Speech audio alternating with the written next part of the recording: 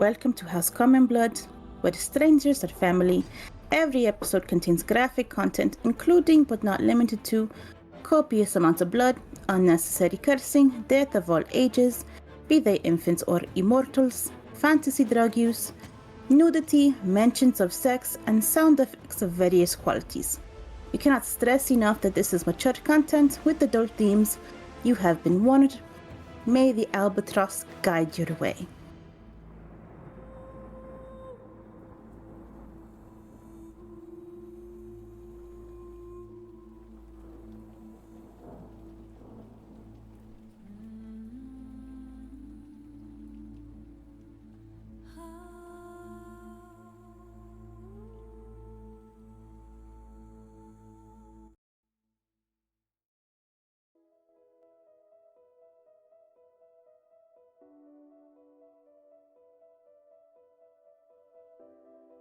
All right. Welcome to House Blood. I'm Gray, your DM and host. We're a D&D 5.5e podcast currently playing the adventure Hangmen, Worms of Frostheart. The story follows a group of misfits facing sentient calamities threatening to destroy the world, led by a Genasi army called the Rebirth Bastion. Most of the monsters I use are created by Oh Hi Mark. You can support his Patreon, although everything he makes is free. The music in our games is curated by D&D Breakfast Club on YouTube, with credit to each respective artist. And finally, we are not a Legend of Zelda podcast. I'm joined here today by Mega. Hello, I am Mega, and I play Eddie, the Otter Boy by Triton Bastard Glass. I also play a horny tree. Wow, wouldn't have expected that. Next is Nita. Hello, Nita here. I play Aaliyah O'Black, and I guess today some dead dude. And finally, Moo. Hello, I am Moo. I play Seer, the fire genasi that's always on fire, and I'm lost. Where am I? Apparently, we're missing two of our boys. What happened to them? Mega, what happened to our boys? Well, unfortunately, the boys wanted to have fun. They had a little too much fun. Nita, what happened to the boys? I'll tell you this, they were not euthanized. Jesus. Moo, where's the boys? Don't worry about it. Click. Click, click, boom. All right. Who can tell me what the hell happened last session? Because we had a lot of chaos last time. Anyone want to explain what was going on? Oh god. Looks around nervously. Well, I mean, the key parts of the session really boiled down to Eddie and Seer attempting to avoid a combat with the leader of this place. It's like on account of that his mother went missing, and nobody has any idea where they went, and naturally blamed the first thing in the room that he didn't like. But yeah, once we were able to persuade him that we were not involved in any way in that process, we then basically, in exchange for their assistance in dealing with oncoming threats coming to Frostheart in the semi-near future, and also I guess the ones that are already there, it's like we would find his mother. So as part of that investigation, we went over into her room, did more than a little bit of digging, and uncovered what basically amounted to a map inside of bone, or not inside of, like on bone. It's a music sheet carved onto some animal hide. And an instrument made of vocal cords.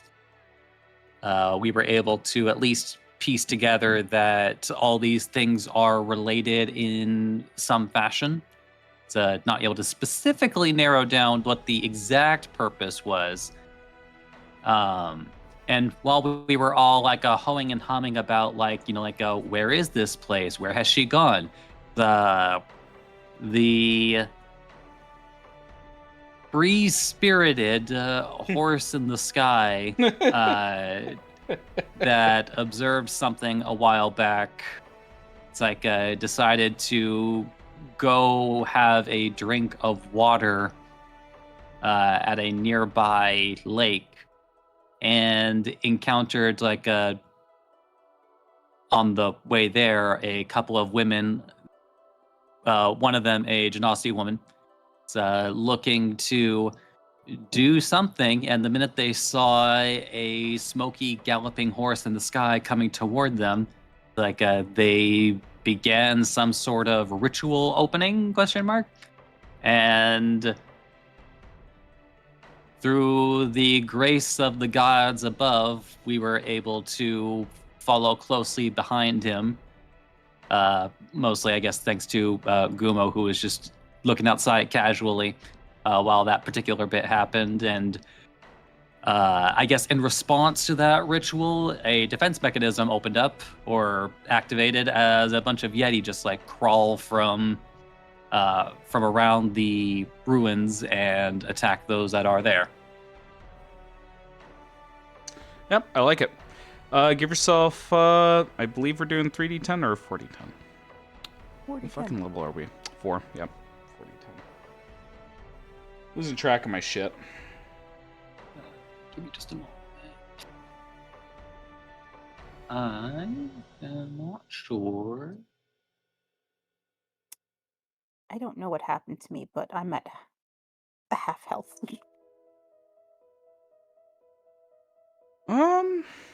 Didn't you stick your hands in something? Oh, yeah, the wall. Okay, thank you. Yep. Welcome.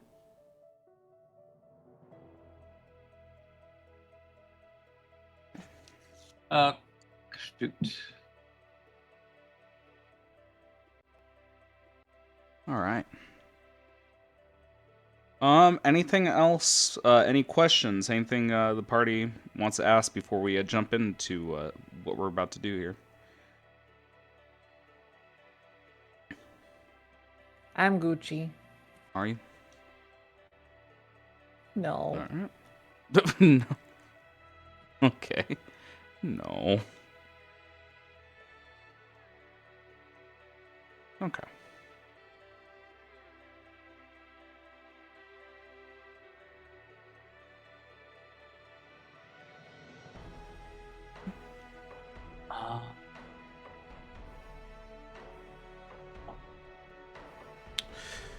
All right. If that's the case, then I'm going to turn on the battle music.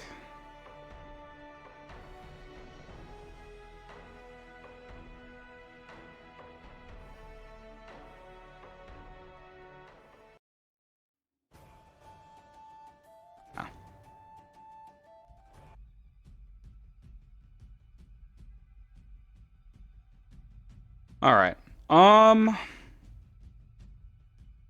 Just to be a little generous here, as the Yetis begin to emerge, and you guys are surprised here, I would allow for any small comments back and forth, but nothing too crazy. No extensive dialogues. Because I already know how Eddie started, and unfortunately, the one who would answer is elsewhere. Yeah, but you do see the water genasi begin to form water in her hands in battle stance against the Yetis, and this woman here entering this circle. She's not actually 15 feet up in the air, but she will be above that fucking circle. Yeah, I'm about to transition here. Well, actually, I guess this is a fair question, since Eddie doesn't look like he's getting an answer from Mavet to his question of, Mavet, what the fuck did you do? Instead, turning over to, or looking over to, like, the two women. Truce. Troops. Truce. Oh, truce. I got you. Truce. And she will. Yes. Yeah, I got you. So she'll raise an eyebrow again. First, like her eyes darting towards the Genasi, then towards the rest of you, and she would respond with, "I did not know we were enemies." Truce! Truce! We're not, but I'd really like for someone to not see us as enemies while we're being surrounded by Yeti. I feel the same! Okay. Alright. So, to tell you guys what's going to happen here is, first of all, you guys are surprised here. These creatures were hidden. They erupted from the ground. You guys are going to be rolling at disadvantage here. These creatures will be rolling with advantage unless you guys have any features or abilities that can go over this circumstance here. Other than that, what's going to be different about this encounter is you do not need to kill the Yetis. You need to spare 3 full rounds for this ritual to finish. And Why the disadvantage? because you're surprised. Ah, okay. Yep. So just to, just be clear here, the primary goal is for this ritual to finish, and for the mother of the frost giant Jarl to not die.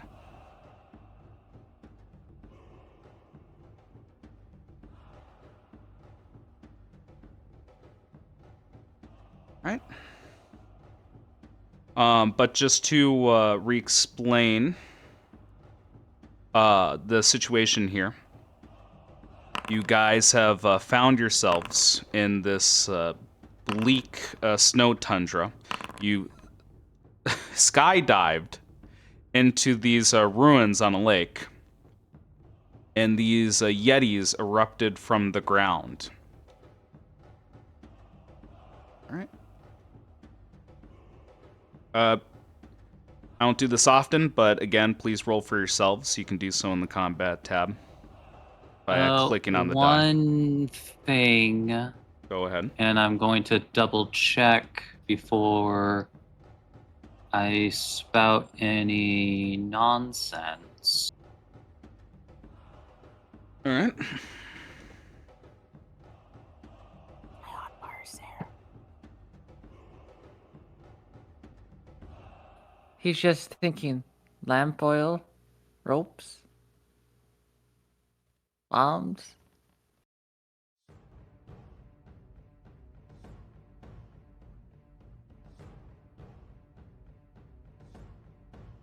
Yeah. So if we wanted to maybe help overcome overcome might be a word for it. The disadvantage on initiative on our side, because I believe he is a dance bard, right? That's at least more than level 6. Mm-hmm. So he could spend a bardic inspiration die, roll it, and then add that to our initiatives. I'm good with that because I just ate up 3 of his first level spell slots for bardic inspirations. Okay. So you'd roll the bardic inspiration die, which I believe at this point is a D10. And just add that to whatever we roll for initiative, or our usual bonus for initiative. Okay, big money, big money. Ready? Let's see if this money's big. Yeah! Oh, Jesus. Yeah. What even is 10. disadvantage? So when you make your roll, please add a 10 to that. Holy shit. All right, so we roll initiative at disadvantage, correct? Yes.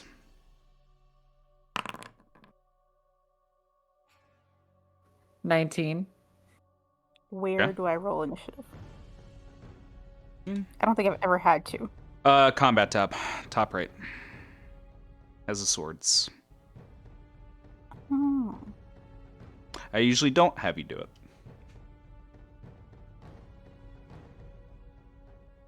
Disadvantage. Okay, 12. And disadvantage. Okay, 22. It's a hell of a lot nicer. Jesus fucking Christ. Yep. Now, Wow. yeah, that is a 29. Okay. And we need. Oh, I don't have access to Yep. of it. I can do that quick here. Yep. And our dear friend, Mega. There you Oh, go. cool. You Anytime got I it. click between people, it changes my hotbars. Yes. Mm-hmm. All right, you have access. All right, 15.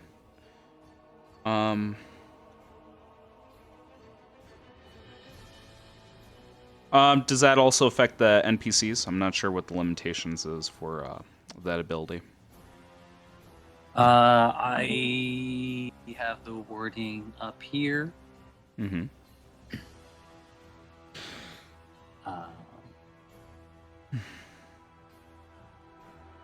You and each ally within 30 feet of you who can see or hear you. Okay. Yeah, that happens. Yep. And just as a reminder, the YEETi to the south, the very far south, that looks different from all the others with the special effect, has heavy obscurement around it. 15-foot. Trying to remember if it was radius or not. Just 15 feet all around. So emanation. All right. So to set the scene, you guys are right in front of these ruins, and this woman, she will, for now, not be participating in the combat. She is casting a spell, and as she is doing this ritual, it almost sounds like she is singing.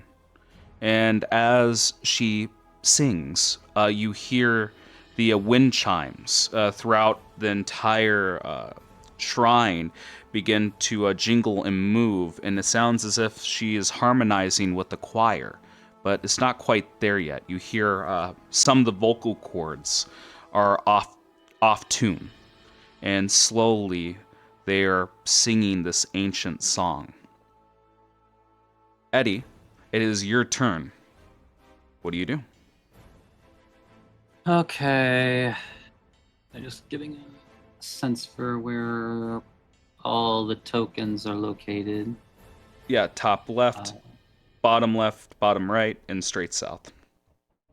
Okay, yeah, okay, okay. Those are huge Yep, ass all tokens. 5. Good. They're huge ass tokens. All right. In which case, to help make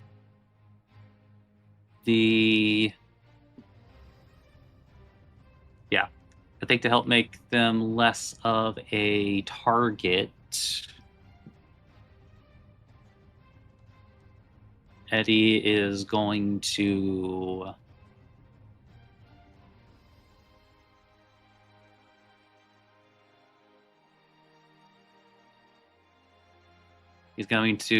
move to a bit closer to the circle.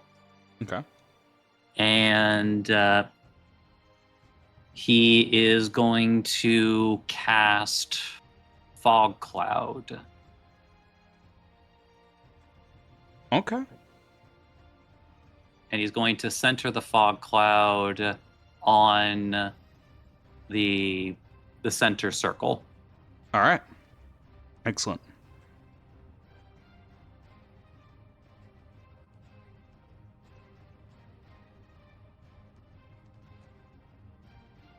Right. I think I have to drag that out myself, actually. Yep. Okay, Clint. How do I move the timer again? Oh, it's right at the very top, right above the number. You'll be able to manipulate it. The little black bar. Okay. It's like it was Yeah. covering the tab and was I like, gotcha. I don't need this right now. I don't need this bullshit.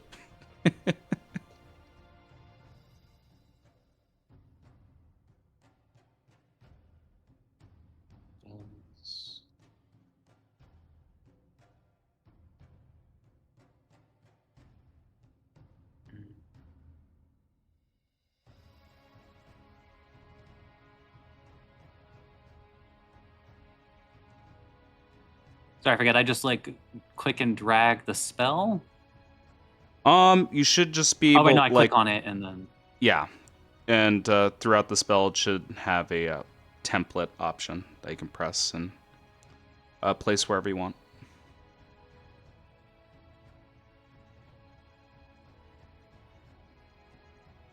Yep, there you go. There you go. Mm-hmm. And then, as a bonus action, I'm going to activate my innate sorcery for when it maybe comes up. Okay. Understood. But Anything else? might not come out in this combat, but always good to check. Gotcha. Anything else on your turn? That is action, bonus action. That's all Eddie's gonna do for right now. Okay. This water genasi is going to take one step out. And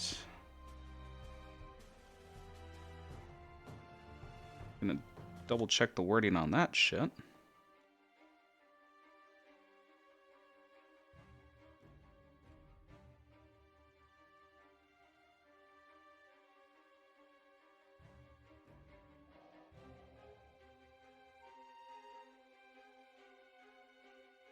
Okay. Understood. Oop. That over.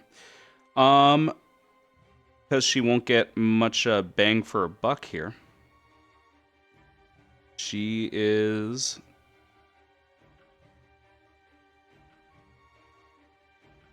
see the distance here.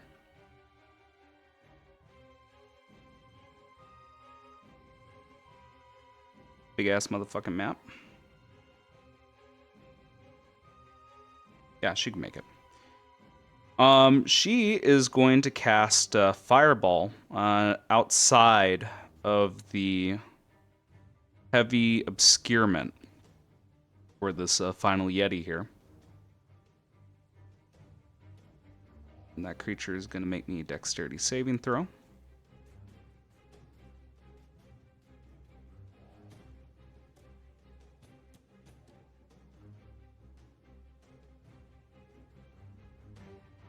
There we go. For a 11. Definitely fails.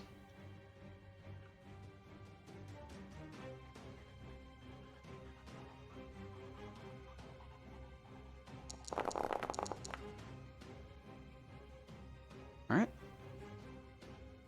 And the Yeti takes all that damage, and you hear a yelp of pain and heavy breathing, very similar to the isanthropes that you guys faced before.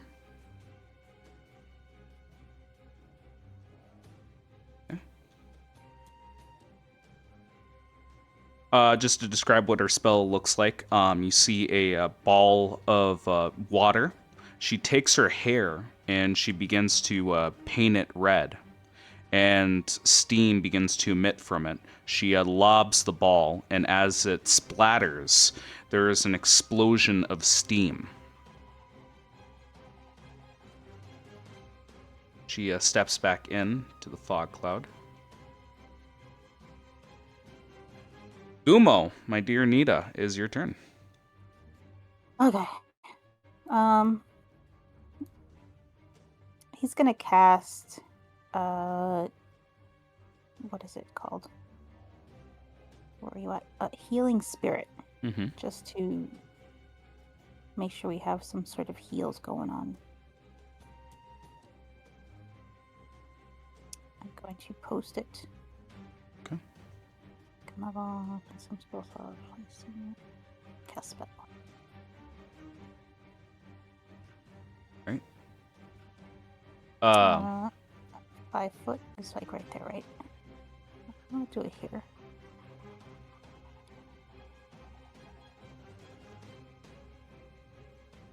Understood. So bonus action, Healing Spirit. Mm-hmm. And he will move to position to... Wait, no. I want him to walk through it. Mm-hmm. So what does he heal? 1d6. Oh, big monies. Okay. 6 healing to himself. Ooh, okay. And you have 6, right? 6? Yeah, times that can be used. Yes. So now it's down to 5. This way, and he will ready an attack in case something comes close. Okay.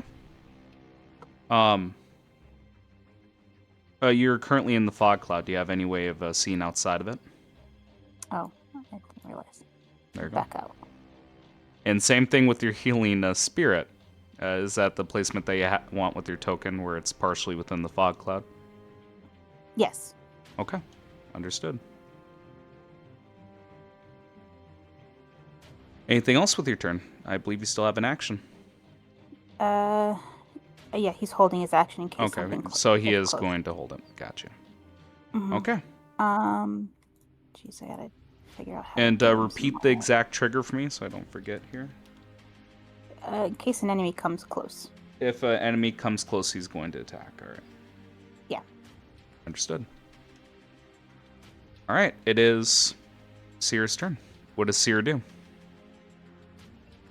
Oof, this one's a hard choice because we essentially just need to survive the rounds, and we have 3 creatures coming from the front and then 1 creature behind. I think Eddie can handle the creature in the back, but we need to hold off the creatures coming forth. Mm-hmm. For the area around us, is this accurate to the map? So it's like, is this a stairway and then is there a gap? Yeah, I'll say it's accurate. Then these creatures are tall enough just to walk on top of those, correct? Ping exactly the area that you're looking at here. Let's so I say can they see. wanted to go straight to this lady, like right here. Yeah, they could easily step up. These are Alright, huge cool. creatures. Then I think, in this case of things, I know that I can handle a lot of pushback if I need it. But the issue is that these creatures can come forth pretty quick. So I think, so that we could be as slow them down as much as possible, I'm gonna start building a line. All right. Let's see. Shoot, I didn't make anyone have a concentration thing, did I? Because Spanky's dead, right? From being exploded. Mm-hmm.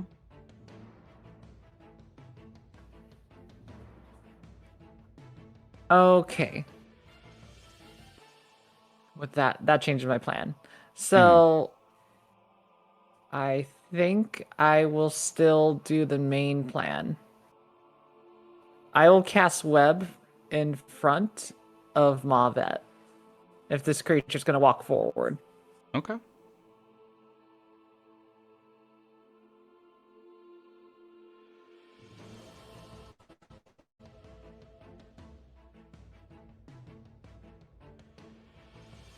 Let's see if it lets me.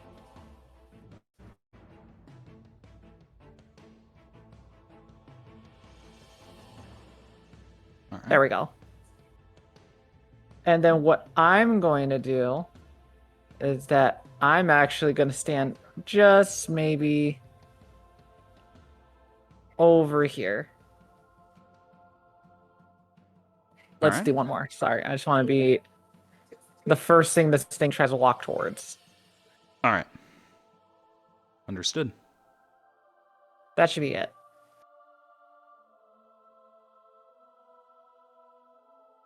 Okay. As your turn ends, it gets to the first Yeti. And this creature going to attempt to move forward here.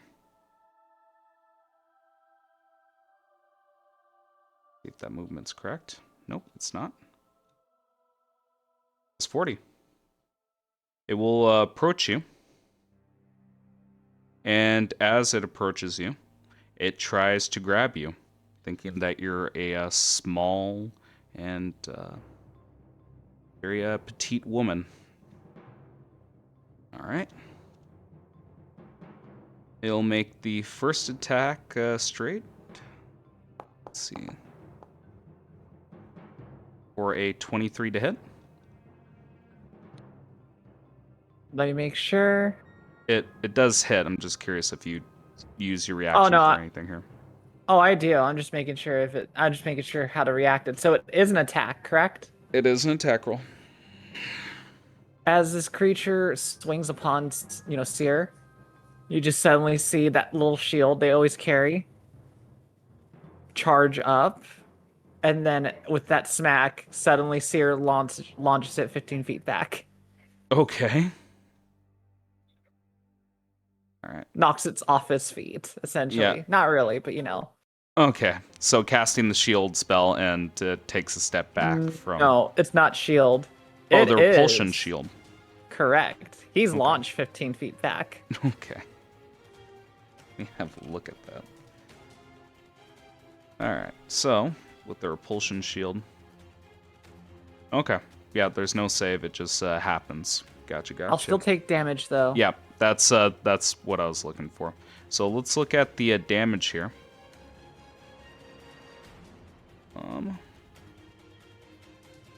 Oops, I was not trying to do that. Let me fix that. It does 20 damage to you. It is bludgeoning. I will apply the damage to you.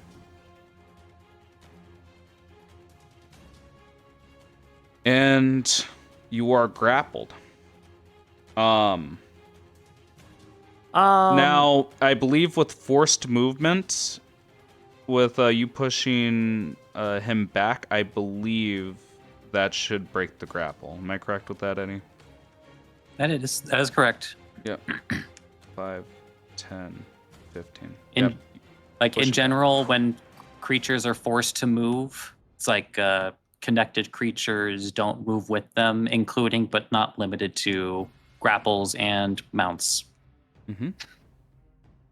Yeah, you push the creature back, and it does not have movement to pursue you forward.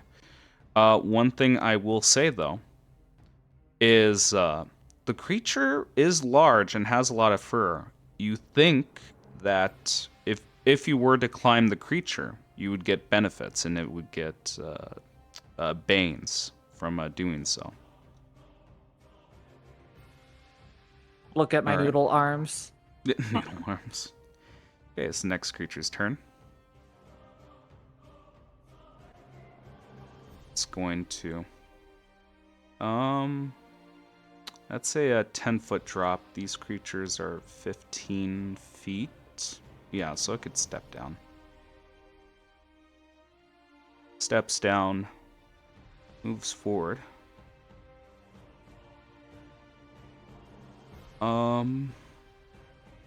That's 40 feet of movement. And let's see. What's the distance here? Let's make sure. I do understand that there is a fog cloud. Okay. Eddie, you see the Yeti. Its eyes are switching between you and this old lady here. How do I keep doing this? Okay. And unfortunately, yeah, he can't do anything besides just grabbing a snowball here and throwing it, unfortunately. And which one would he actually throw it at?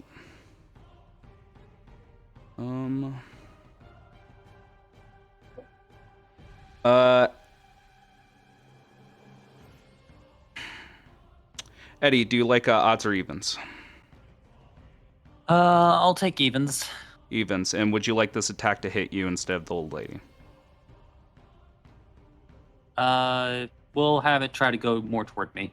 Okay, so evens it hits you, odds it doesn't. Okay, hits Eddie. Well, we'll see if it does. Grabs up a ball of snow and throws it at you. Straight roll. 24 to hit, unless you do something. I will use my reaction to shield. Okay. As the ball hurls through the air, cleaving through your fog cloud, it hits you right on dot, and you shatter the ball with your shield. Again, its eyes are just glancing between you and this old lady. But that is the end of its turn. It is Mavet's turn.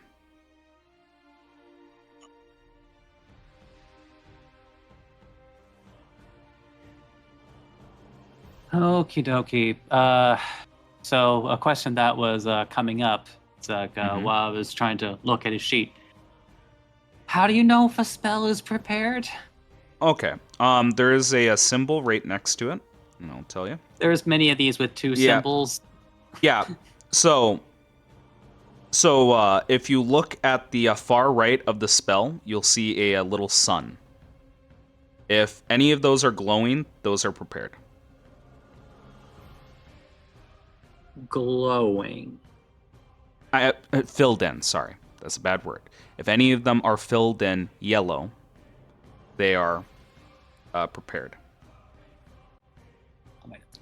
So, for example, his entangled is prepared, as well as healing word. Some of the options from his first level.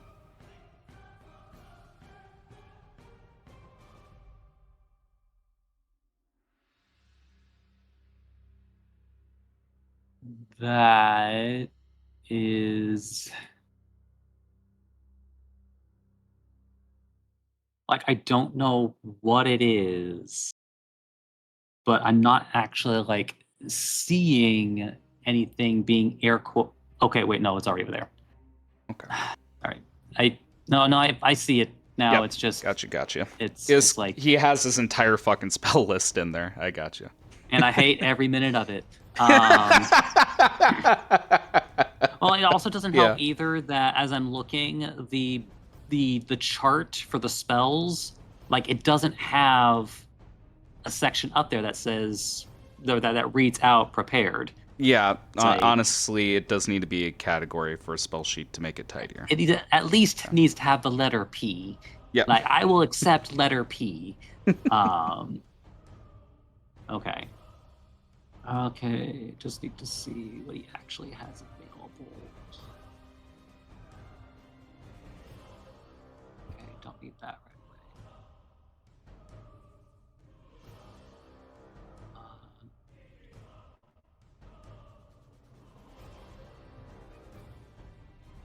Why is that prepared? Never mind. Oh, no. Okay, I know why that's prepared now. Never mind.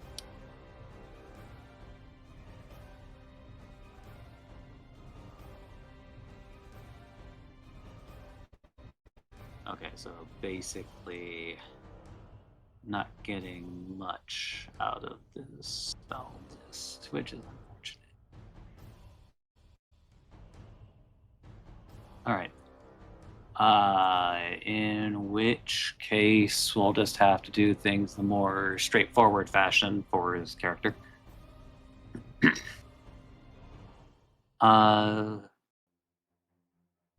Shit, where's his token?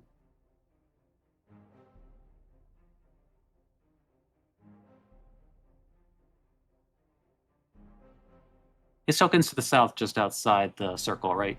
Oh no, he's over here. Okay, nope, there. Okay.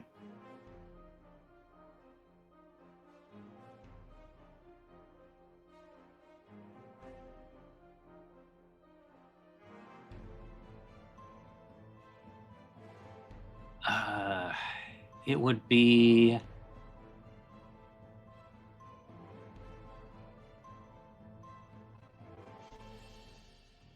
Actually, that would be a good idea for him to focus on making sure one of the other Yeti kind of just stays where they're at. So he's going to move over to the west. All right. And he is going to make. Oh, right. He's probably doesn't have it activated. Bonus action, activate his astral arms and make unarmed strikes against it. Gotcha. I guess they have to make a dexterity saving throw. Understood. 30 saving throw. As for the astral arms being manifested, definitely fails. I think it's 3 rolls of his martial arts die. I believe that's correct. In which case, his martial arts die currently is a D8, because I don't remember him. Okay.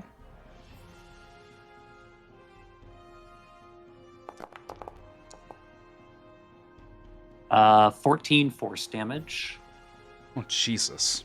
And he gets pushed back, right? Or is there a size for that? No, it's just an area of effect. Gotcha. Yep, 14 damage.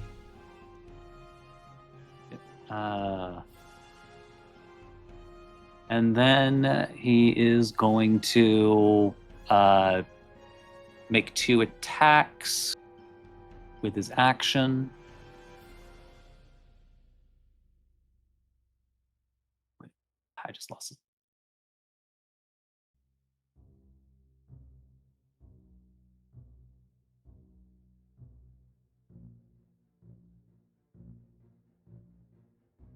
Okay, there it is. Come on.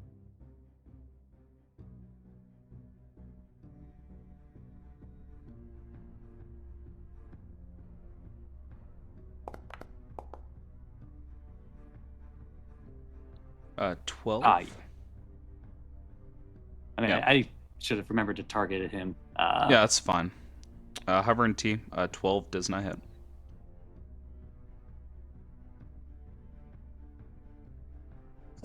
Then second attack.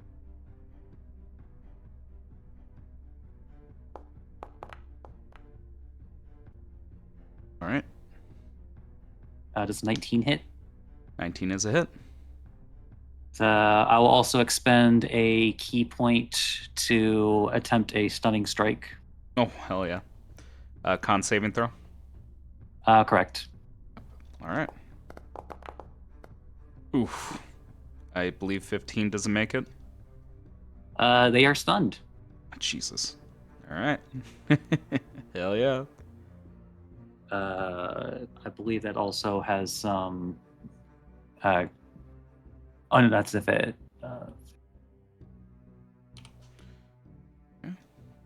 Okay, martial arts die.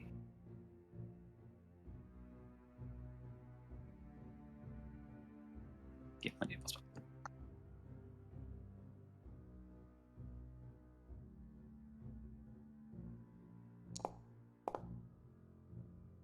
They'll also take 8 force damage from the punch. Force. Yep. All right. creature can't take any action, and any attacks against it are with advantage. Anything else? That'll be it for Mavet's turn. Used Understood. all his actions. Gotcha. All right, it's the next Yeti, and we're gonna start moving forward here. Well, at least gonna actively go around the rock here.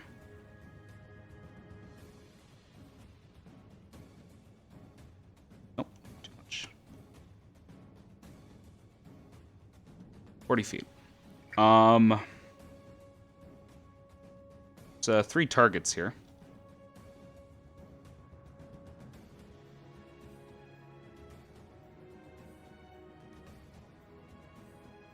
All right, top to bottom, left to right. All right, Seer. A snowball gets hurled towards you, and you used your reaction. That's a 29 to hit. Oh yeah. Do it. All right. Yes, ma'am. Oh, geez. Don't be that excited. 32 damage as a snowball hurls through the air and almost buries you in the snow, like your hair snuffs out.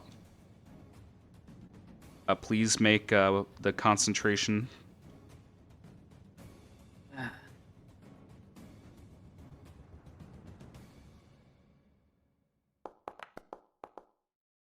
And Really? That sucks. your microphone went out. Like, that was almost maximum damage, by the way. Yeah, like holy shit. I believe she was concentrating on the web.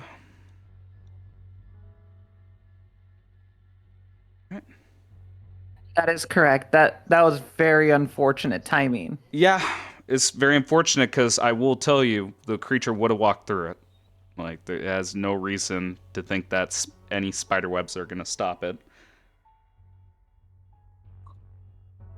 All right, that's the end of that creature's turn. Aluya, it's your turn. Snowballs are being hurled about. What are you going to do about it? I'm gonna move up and get some free heals. Yeah, it's a good time to mention that Seer is bloodied. I know. I get 1d6. I'm gonna step out to the side after. Do. Oh, yes! Okay. You get Take 6 what little I healing. can get. Get 6 healing, and it's down it's to rough 4 for more me uses. right now. It's 4 more uses from healing spirit. I can't remember. Isn't it a d6 plus the spellcasting mod? Yes. Yeah, so it'd be 11. Gotcha. And then it can be used a number of times equal to your wisdom modifier. Before it dissipates.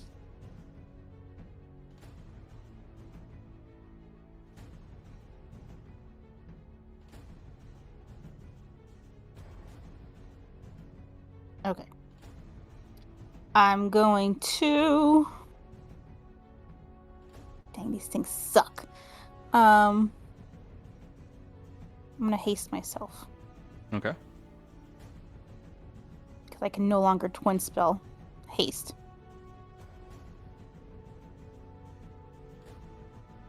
Hello? Let me click it, please. Oh gosh, I don't have any 3rd levels. I will take some sorcery points to fix it. All right. Boom. Ugh, every time, Gray. Every time! There we go. Nope, that's wrong. Thank you. I'm standing here looking innocent.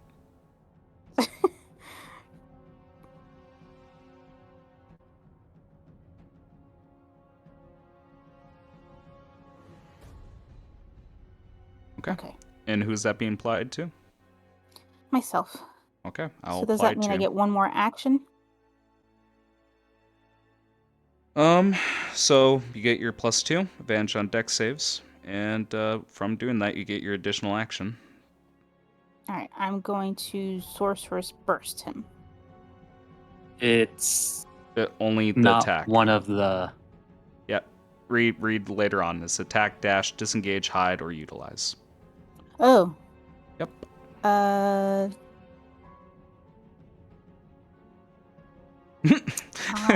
will. Then I'll go be by Seer. Okay. Got the movement. Boop. Go. I mean, you can, still like dash, disengage, or even just throw your spear at something. Then I will Since go it comes back back and anyway. do that. Yep. 5, Hang on, Seer. 5, Wait. 15, 20. He's 20 feet from me, so there we go.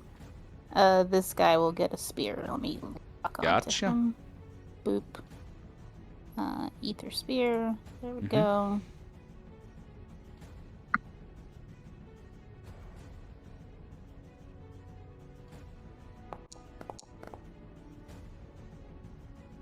$29. That is a definite hit. Geez, it's been a minute since I've used this. What is it that he has to Constitution?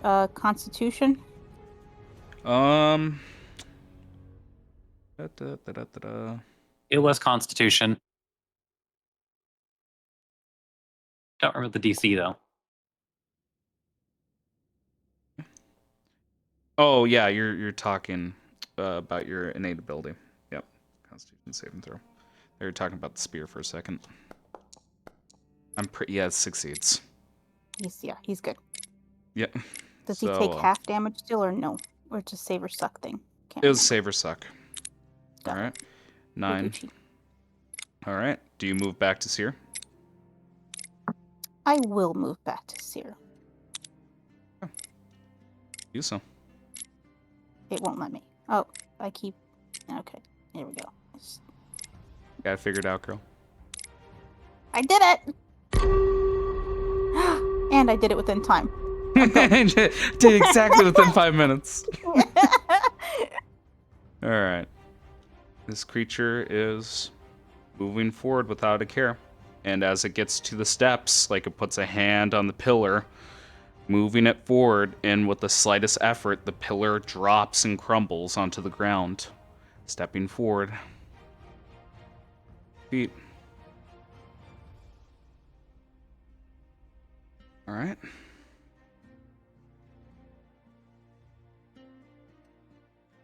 Okay. I guess what it will do. Again, it is panting as it's doing so here. Yo. Why not? As it's panting, it takes a deep breath. And you think for a second, okay, it needs to catch its breath, and then it exhales. Okay. A 30-foot cone. Nope. I'll have to manually place it, but that's fine. There it is.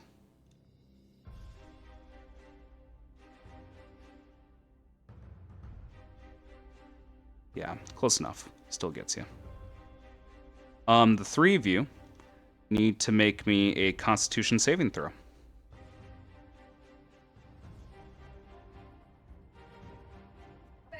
For drama's sake, can I have you roll the damage just to see if I just straight up die? Oh, I just want to see it.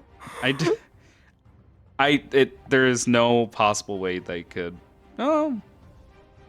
No, I don't believe it's enough to do your maximum. Not even close.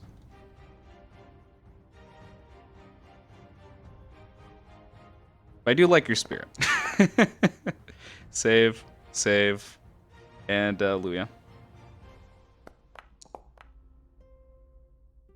Okay, you're the only one that fails, so you take full damage. Everybody else takes half. Keep in mind, some of this is cold, the rest is thunder, as it's almost screaming as it's exhaling this cold mist.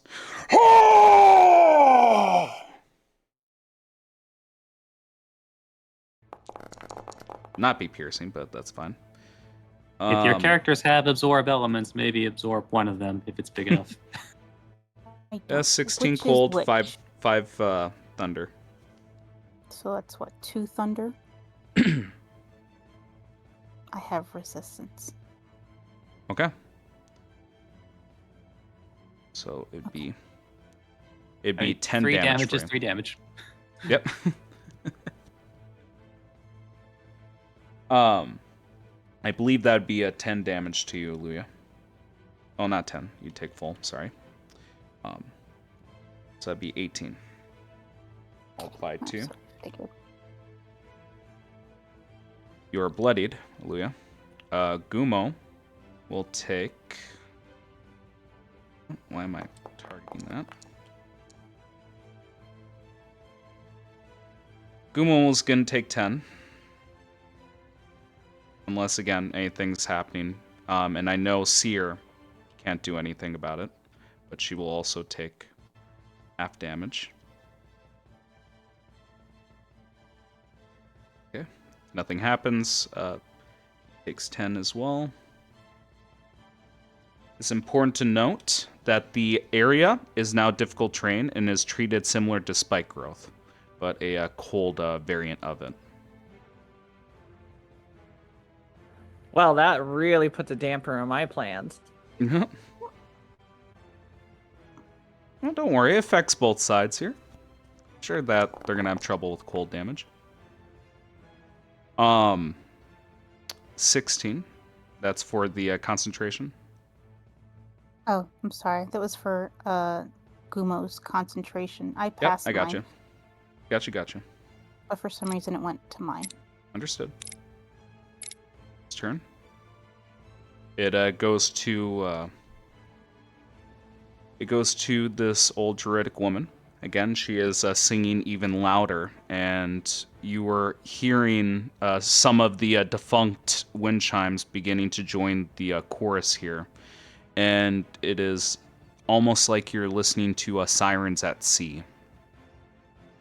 It is a beautiful melody. Eddie, it is your turn. What do you do? Well, with that happening, and this is honestly me asking the table, would you guys prefer me keeping to my position and dealing with the Yeti in the back? Or do you possibly want some assistance with the Yeti boss that's coming from the front?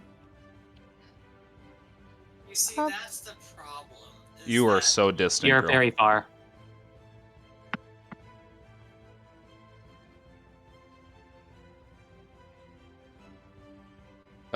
Leah, as she's dealing with that, what's your opinion on it? We took some hits. We can't move too well. I mean, I have something I want to do to kind of. I can hit, I think, 2 of them pretty well. And kind of keep them at bay. I think I can tank it if they come for me.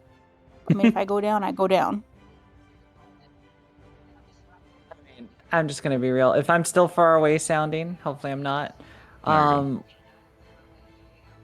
There is a high chance that with my next plan, I might die. But the reason why I do that plan is because, truthfully, I buy time. I make it so that we could possibly survive the 3rd round. But the problem is, I die for real. Situation.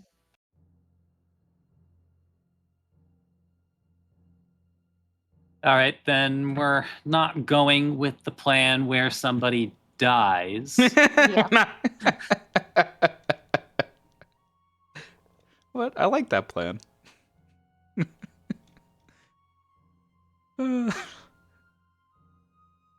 So Eddie will first take an initial step just to poke at his head outside to see what's going on.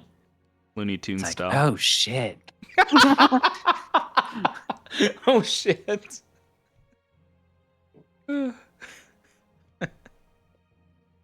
You know what? I'm both getting a lot of and yet not nearly enough use of this staff. It's like as he holds it up into the air, and he's going to throw down a fireball from his staff of power.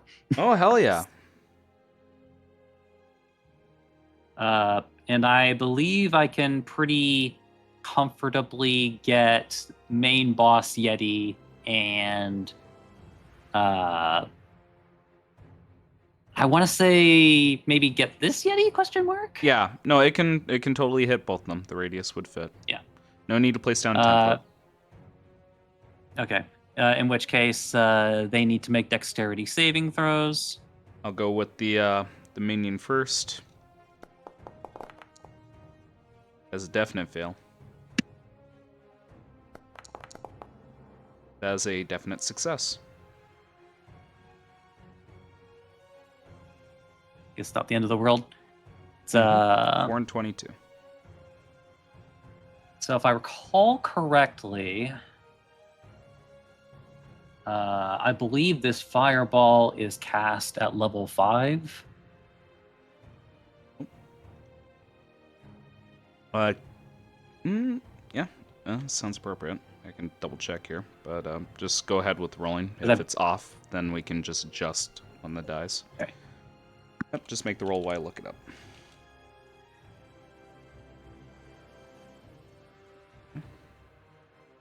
Staff of Power. It's Fireball at level 5. You're correct. Yep. Not so great a roll for 10d6, but Nope. So 29 on a failure, then that would be 14 on a success. All right, and like I described before, both of them are heavily breathing. Just for your knowledge, if anyone targets either one of these creatures, heavy obscurement would be straight if you can't see the obscurement. The creature to the right would be with advantage with attack rolls. All right, anything else? So not the one on the left? The one on the right. That was the one you're targeting, correct? Well, they both got hit by the fireball. That's That's why I'm sorry. The one to the far south and the one to the right. They both suffer the effects. Okay, it's that's just what you're one's saying. under heavy obscurement. So if you can't see through it, straight roll. Oh, I did mean to say, but I was actually going to use. I was using my my twin spell in order to. No, not twin spell. God, quicken spell to cast that from my staff. Gotcha. Meanwhile, Understood. he's going to come over to this Yeti and use his regular action to. Well, not I guess a regular action, and action to make an attack. Okay. Or 2 attacks, I should say. 'Cause, sorry, back to the. Actually, I don't remember. Did we get this configured the last time I did this? Should be like I attack him with the staff. Yeah, staff of power.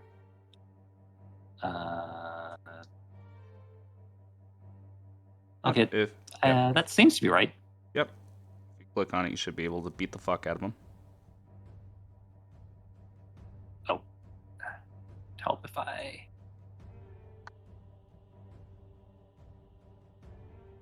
Come on. Oh, hover T.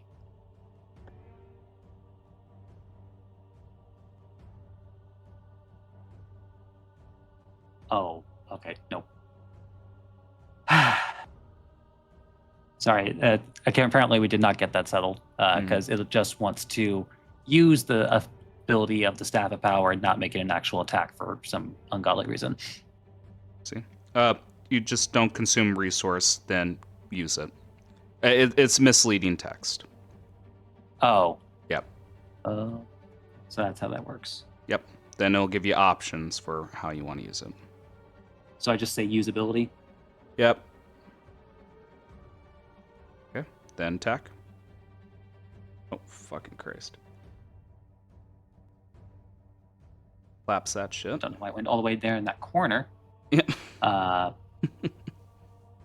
Anyway, I roll with advantage because presumably they can't see me. You do not roll with advantage. So they can see me?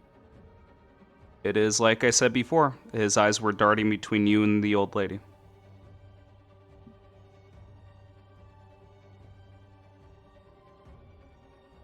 And I don't know why they... Oh, well.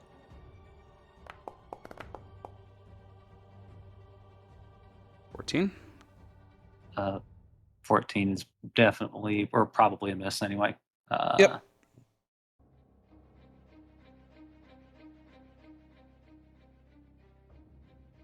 Well, that might explain why they haven't used a particular ability. 28.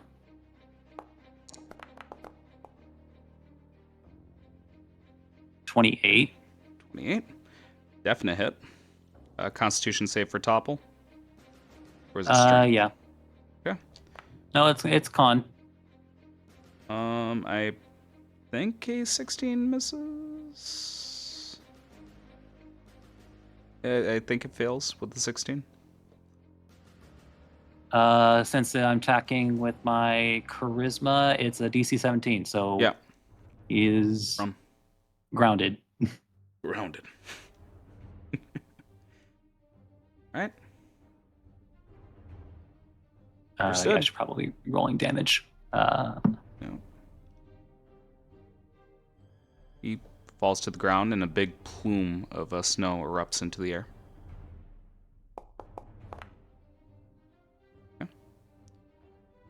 I will say that they'll take 14 psychic damage Okay. All goes through. and add 4 bludgeoning onto that for a total of 18. All the bludgeoning goes through as well. All right. All right, everything from there is done. Understood. The Water Genasi also steps out, goes, holy shit, and casts another fireball. She's going to repeat the strategy. Well, yeah, she's just going to repeat the strategy that you made. Possibly. 150. Actually, she won't. Okay. So she brings out a ball of water and begins to paint it yellow. And this yellow begins to work like a Tesla coil. Or I should say like an orb with a Tesla coil in it. You see like sparks beginning to fly and touch the outer rim of the ball. She tosses it at the first Yeti and we'll see what happens. She does a chain lightning.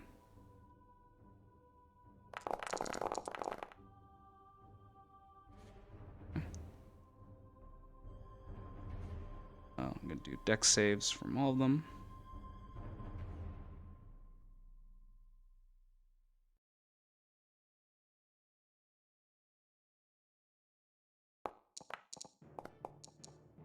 That's a definite fail from the big old one. Then, yeah, this is a lot of failures here. All right. 42 damage around the ball here as they seize up from the electricity. And like before, she's going to step back into the fog cloud. Gumo, it's your turn. What does he do, Nita?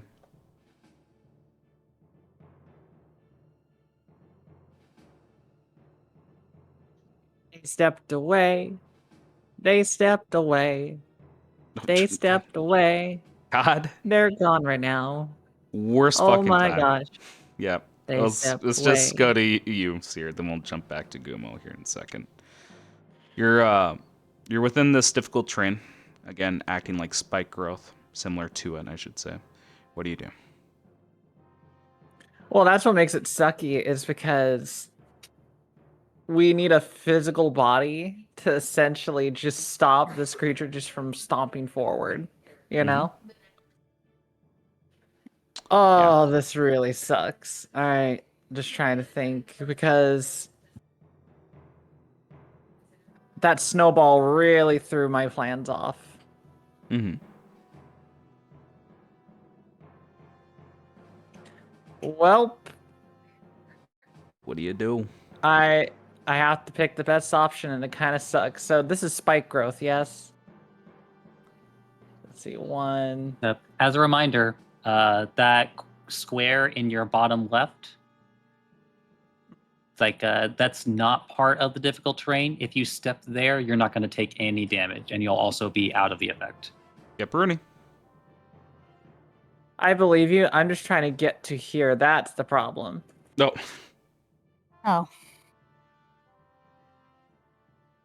Like, I totally can get out of the situation. It's just the sucky thing of like, damn, I literally the opposite direction of where I want to go.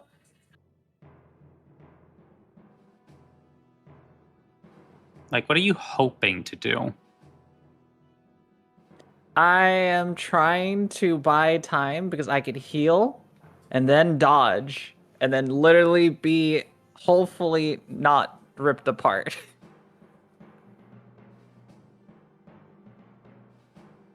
Because I could totally like tank, and if I dodge, I can make the DC their attack rolls lower. But like, I'm not a combat monster with this character. This is a support character, you know? I could tank. That's what matters, you know? Were you hoping back. to healing word heal? me here. Oh, I have something better than healing word. I have mass healing word. I could heal a lot of people. It's just that um trying to get here without taking as much damage because I don't want to burn my healing word and ruin it. You know what I mean? Um, don't Well, worry about tanking damage. I can eat some too, but also I want to slow them down with something Gumo can do and something that yeah. So Booya since you're wants to back, do. let's just jump back really quick because you're still deciding here, Seer. Gumo, what do you do? Just to hopefully slow them down. He's going to cast God, don't butcher it. Evard's Black Tentacles. Mm-hmm. Um, Yep, the hentai I know spell. he's concentrating on his little Healy box, but fuck that little Healy box right now. To put it somewhere in front of us here, so they'd have to like cross it to get to us. Okay. All right, dude, let's do this. Okay. Some spell slot measure cast spell. Place template. Go away. Box. Failed to place measured template. What's the distance? 20? 20-foot square. 5 foot square? Alright, I'll place it down and you can tell me exactly where you want it to be. Okay. I'll change the color for you too. Make this one a nice red.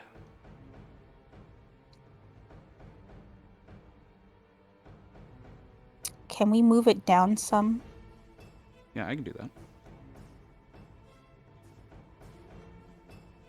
Right here? Just so that we have a place to cross around it. Mm-hmm.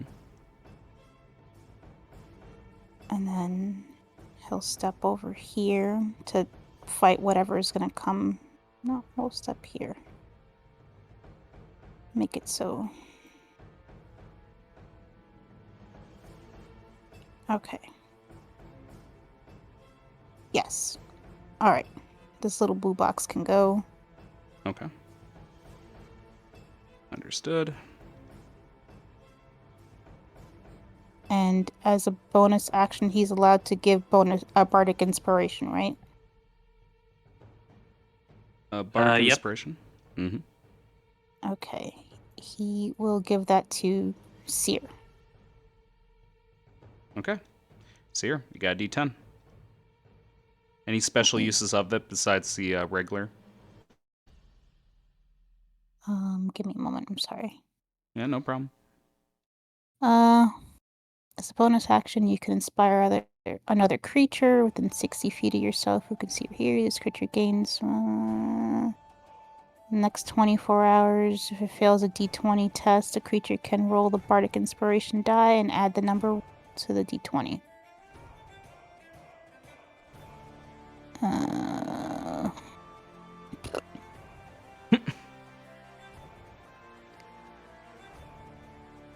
So it's just Aside for from yeah. from the initiative boost, he has no use for bardic inspiration that helps other people. Gotcha. Dang, I was like, I thought this was supposed to like help with your damage rolls or. That's depending on your subclass as bard. Understood. Okay. Like Valor Bard lets you add the bardic inspiration to the damage roll, for example. But he's not a Valor Bard. Got it.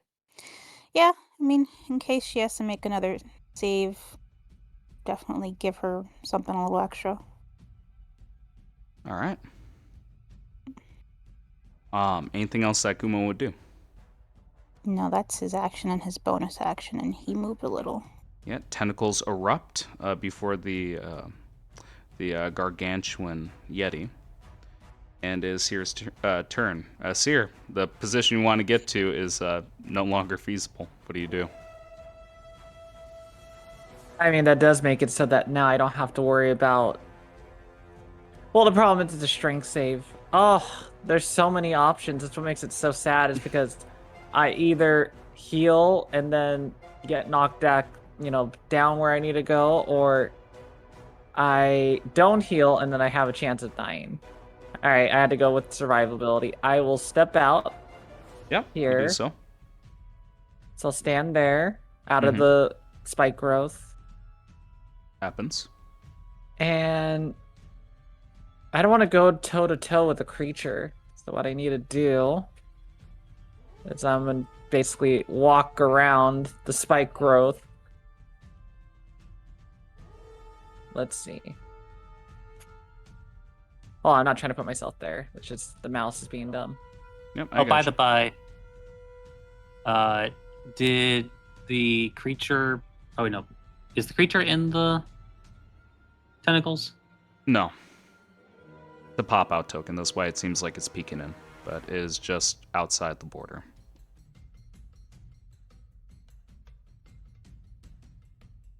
Just as a reminder, guys, in the current rule set, they actually do have to make the save, like when you put the spell on top of them. But Yep. continue. Sorry. Okay, yeah, that's a good reminder. Gotcha. Let's see if I go. I can't go towards the creature because that'd be suicide. Save yourself, Seer.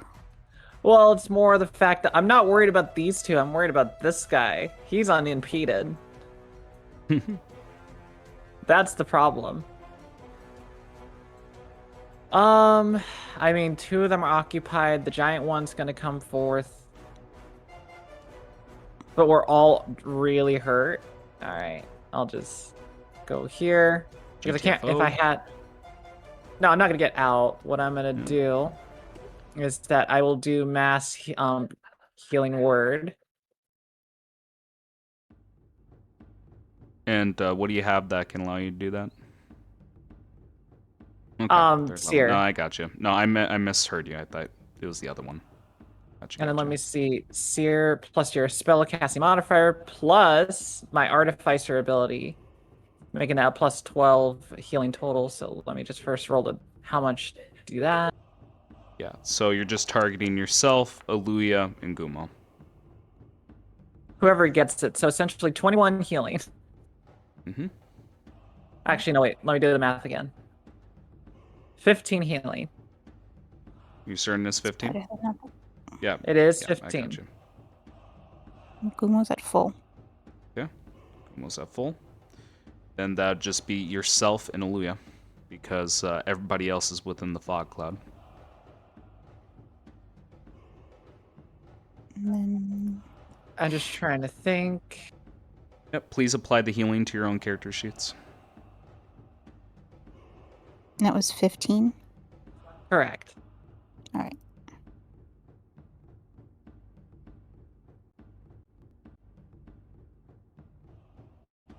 That does make it so that we don't die right off the bat, you know? Okay.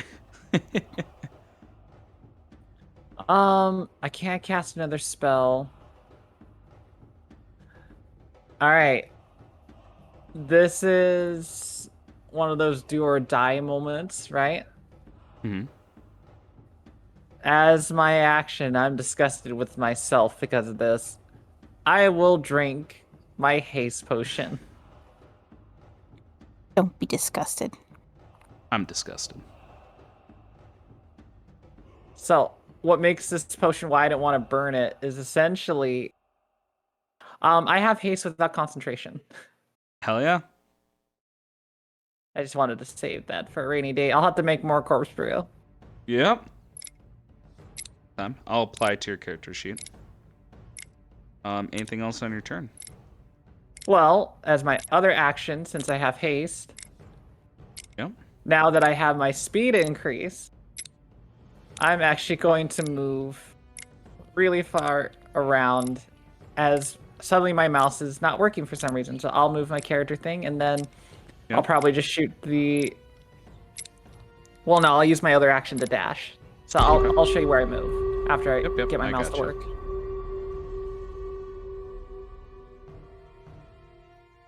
In which case, I believe you have 90 feet to work with. Correct. Yeah. A haste is applied to your character sheet.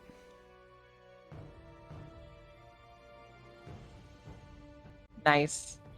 Okay. And sorry, while I was doing that, what the hell is what are you doing with your additional action here? Dashing. Okay. Where are you dashing to? How tall is this like podium? 20. What? Ping it for me. Okay, you mean that? It is 10 feet into the air. So if I took like it would take extra movement to get around that, right? Yeah. I wouldn't require an athletics check or anything. I would just treat it as a difficult terrain to get to it. I'm cool with that. It saves me time because I'll just go around in a big circle. Okay. And just go like right there.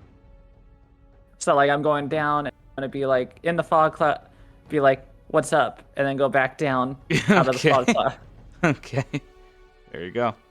Anything else on your turn? Nope, that should be it. Now I have an AC of 24. 24. Understood. It is this Yeti's turn. He is stunned. And I believe he's stunned until the end of his turn?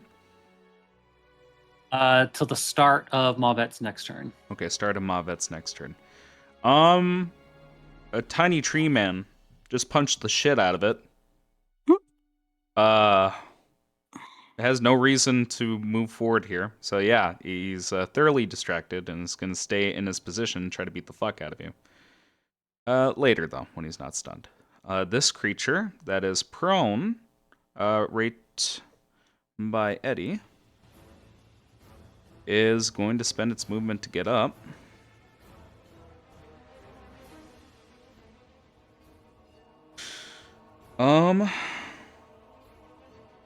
And we haven't had a chance to do this yet. So it is going to do a crushing grasp on you.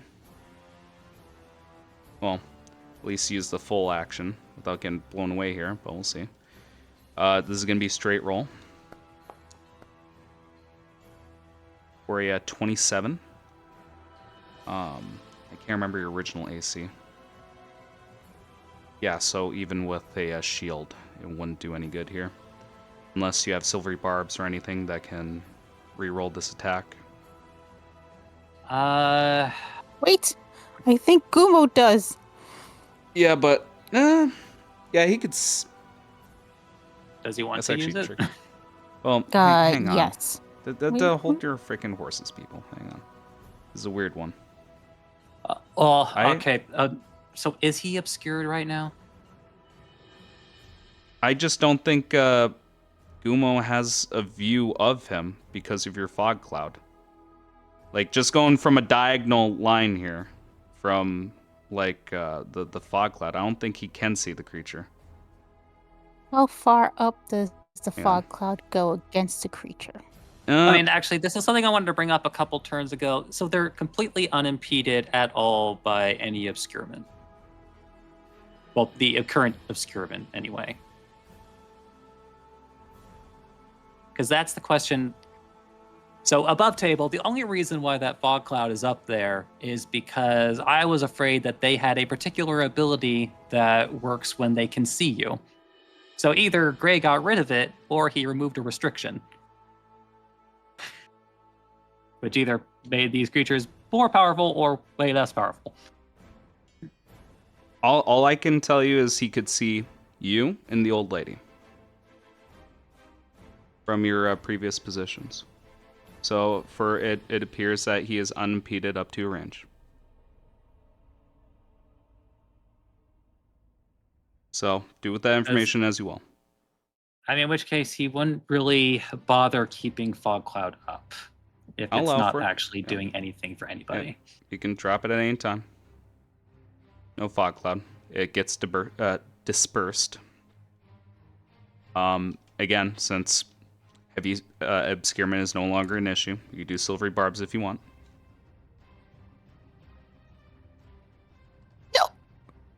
No. Is that yes or no? That was a yes and a hiccup. Okay, yes and hiccup. I'll re-roll that attack, alright? Who are you giving advantage to? That's a now 5 for a 15. That's a miss. Oh, then I would give it to Eddie. Oof. Now I'm rolling poor. And he's gonna That take is a another. 17 for the final roll. It is missing Eddie with each one of its swipes here.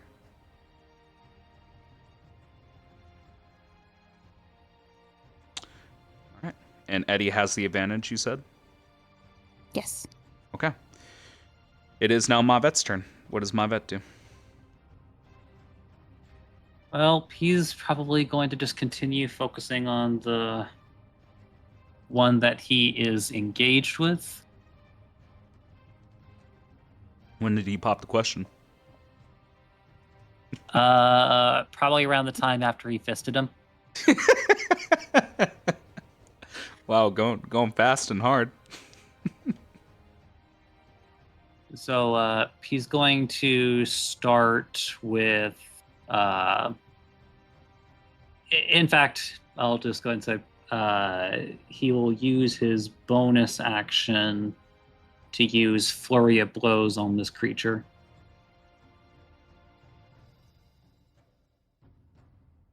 So he will make 2 attacks.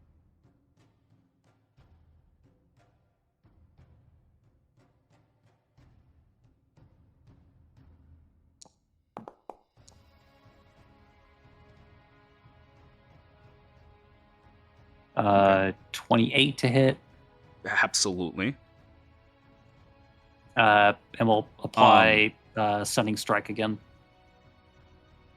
Didn't the I was gonna say, didn't the stun condition last until the end of Mavet's turn, or do you start? That's start. old. That's Gotcha. old. That's old Stunning Strike. Gotcha. Yep, go ahead. It's now more of a support everybody else move. Gotcha. Small subtle change, but I like it. All right, let's see that attack and damage.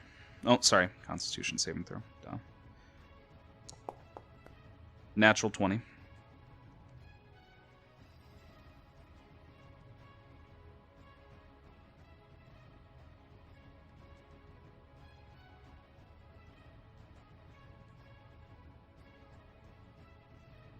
Okay.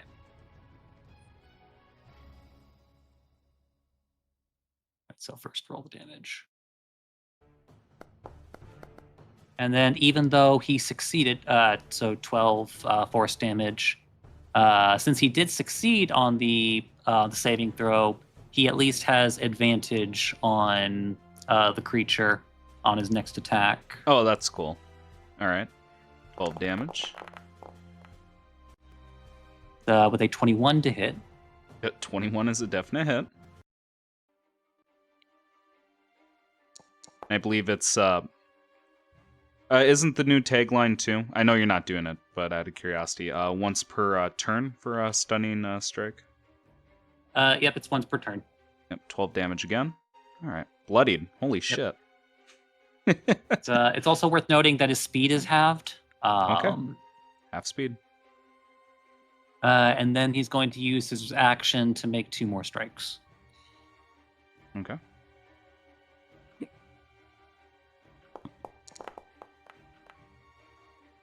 Okay. 27. And I'll Yep. just go ahead and roll the other one since it there's no consequence. Mm-hmm. All right. 13 will miss. I see that damage.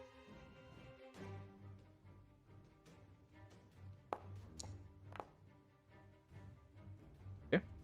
13. And Coincidentally, getting, 13, averages. Yeah. God damn. All right. Anything else for your turn? That's action, bonus action. He has no reason to move anywhere, so Okay. that'll be the end of his turn.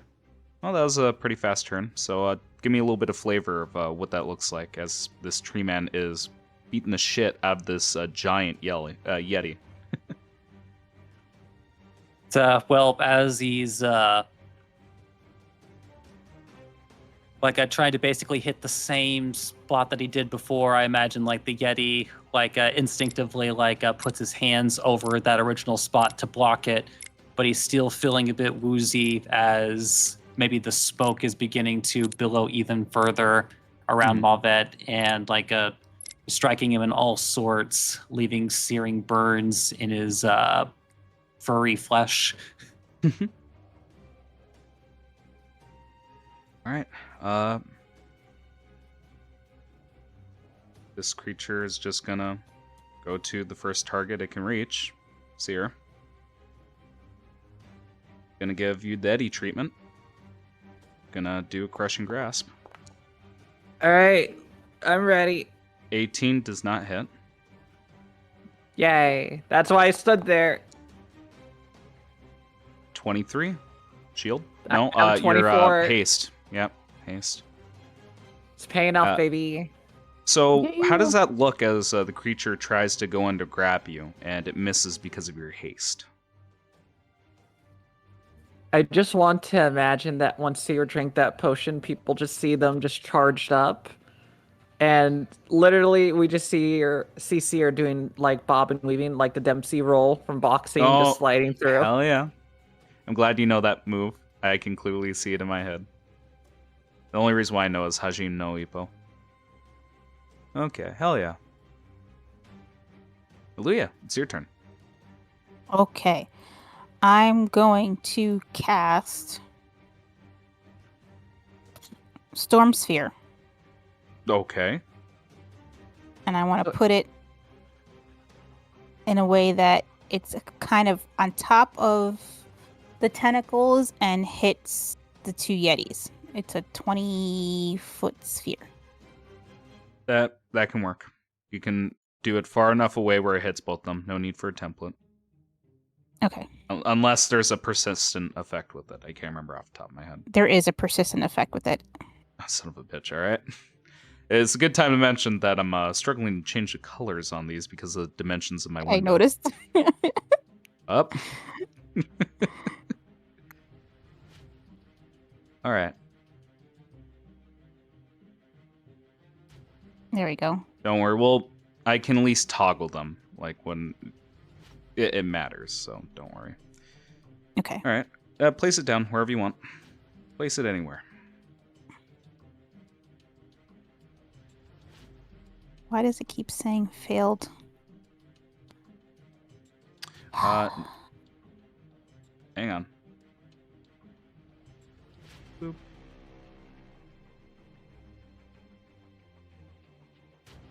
Jesus Christ.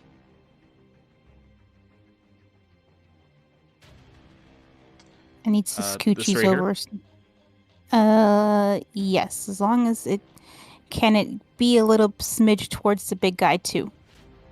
Okay, so like here smidge more. or left? Up. Okay, up. Gotcha. Up. Oh, Yeah, thank you. right there. Gotcha. All right. Understood. We have yellow for the difficult terrain, yellow for the tentacles, and wouldn't you believe it, yellow for this fucking sphere. Okay. Okay. They don't have to do sorry. anything right now that they're in it, right, Eddie? Well, I let me mean, read this. What does the fucking spell shit. say? Uh, Oh, there it is. When it appears or it ends its turn there, so it would have to. okay. Strength saving throw.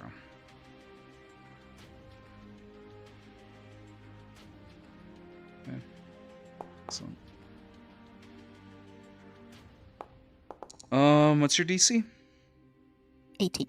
Yeah. So first one fails, the big old one doesn't. All right, it's a save or suck. Okay, so that's also difficult terrain.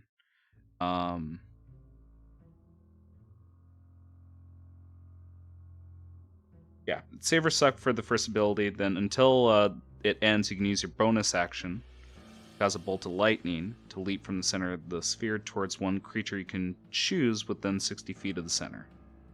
Don't need to see it. Okay. All right, understood. So keep that in And the back of your then mind. I will sorceress burst this guy here. Can I at least see the damage for the first saving throw? Oh, that's right. Doo-doo-doo-doo-doo.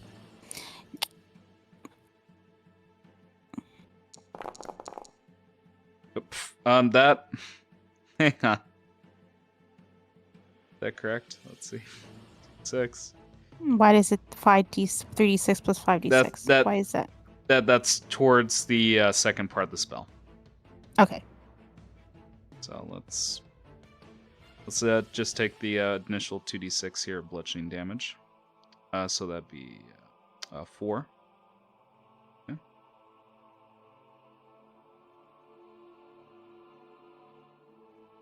4 damage, and weirdly enough, that's enough to make the other Yeti bloodied. So do you use your bonus action to proc the secondary effect here? Yes. Okay, make an attack roll. And who's it against?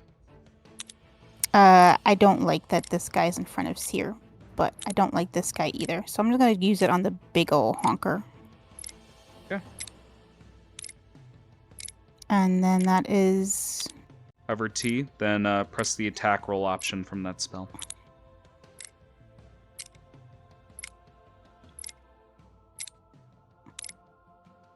okay.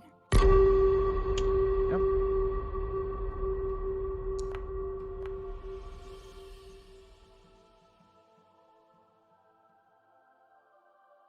Clear the roll. I think I did it right. It says Yep. 20. Yep. It is. Again, I'm just letting you guys declare it when you're satisfied. Do the Okay. damage.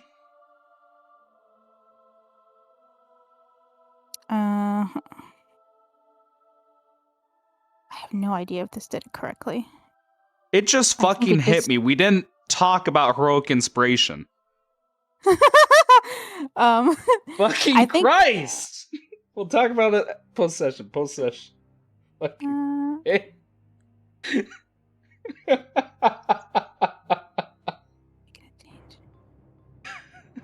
Okay, You can't that's say the we damage. didn't remind you. Yeah, no, you reminded me. Holy shit. Okay, it was 20 to hit. Ranged spell attack, 20. It's you cast that using spell. Yeah, And then I don't- you cast that at fifth level, so it's 5d6. Okay, for the damage. Yep. 2, 3, 5. Okay, 25. The large one is not bloodied yet. Okay. I assume that's the end of your turn Best action, bonus action? No. Probably don't feel like Uh, moving? Okay. I have haste, so I'm gonna Sorcerer's Burst the big guy. Okay. Does it require sight? Pretty sure it would. Do you have any way to see through Yes. heavy obscurement? No. Sad life.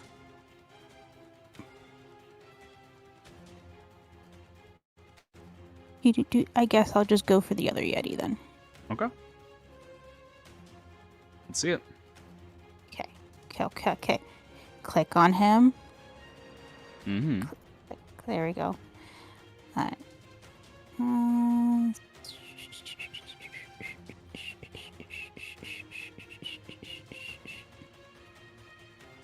It's not showing up Sorcerer's Burst.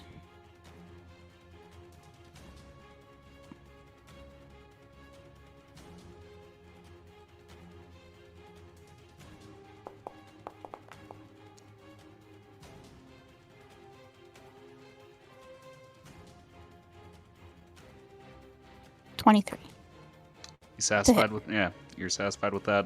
Do the damage.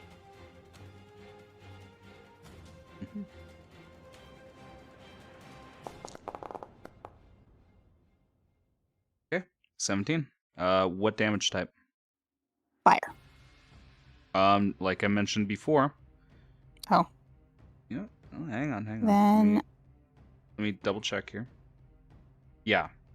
There'll be advantage on attack rolls against this creature until the start of its next turn. Oh. I had to double check if you acted before or after the creature, because I know that one also suffered from that earlier. Oh, shit. Ah! You targeted yourself, that's why. Gosh dang it. Yeah. I don't know Yeah. how I did. I don't know how either. You're very skilled. It's like, man, what are you, Aluya? Iris West? Iris West. All right. It's pretty good How do I actually. fix that? Okay, we're good. Okay, you're all good. Yeah. Okay. It's this Yeti's turn. And well,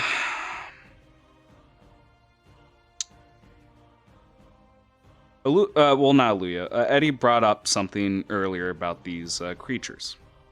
Mhm. And yes, I am using different stat blocks here. And we're about to see that ability that Eddie was hinting towards earlier, as the gargantuan one is seeing all these effects being casted around it, and it wants to make a straight line to its goal. First, it was going to stare at Gumo, but this electric lady keeps shocking it, and he's tired of it. My dear girl, Mhm. you are going to take a flash freeze gaze. Okay. I need you to make me a Constitution saving throw.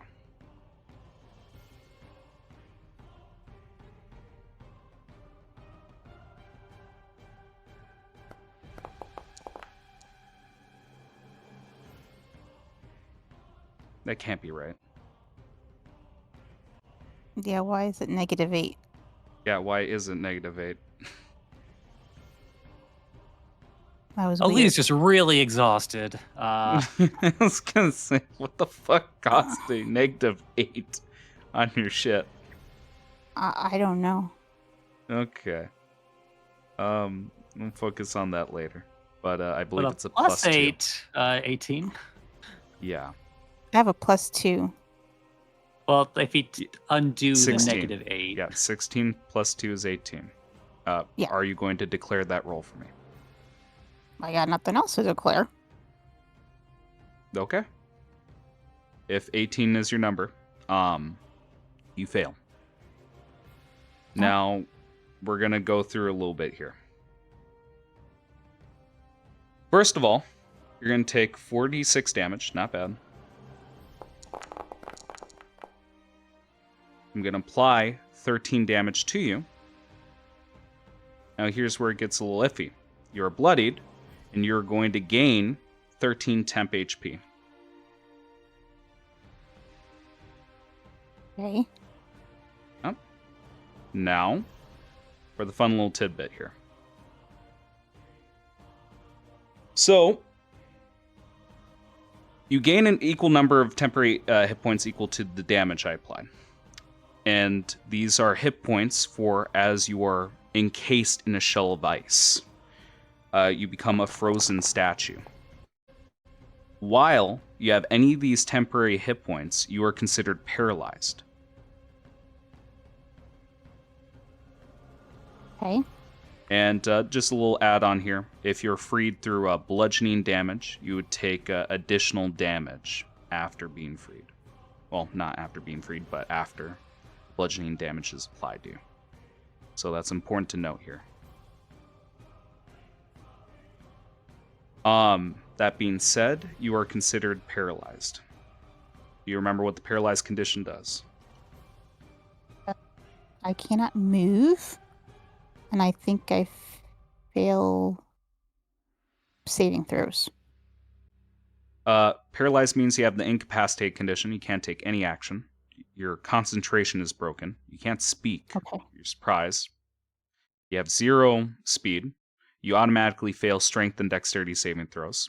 Attacks against you are with advantage. Any attack that hits you is a critical hit. Okay. Melee or Yeah, attacks. melee. Oh, it just says any attack roll that hits you. But within 5 feet. Did they change is an that? important caveat. Well, it's still within 5 feet. Okay, well, 5 feet. Like that's Yeah. It's usually melee is within 5 feet. But yes. Yeah, I got you. I'm going to get rid of your lightning sphere.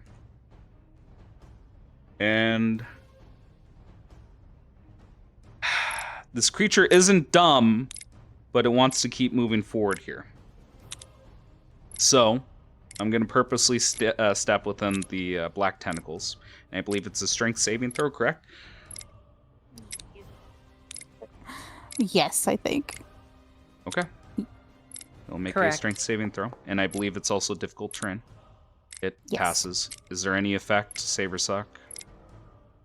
Let me click on him again. Let me hear it.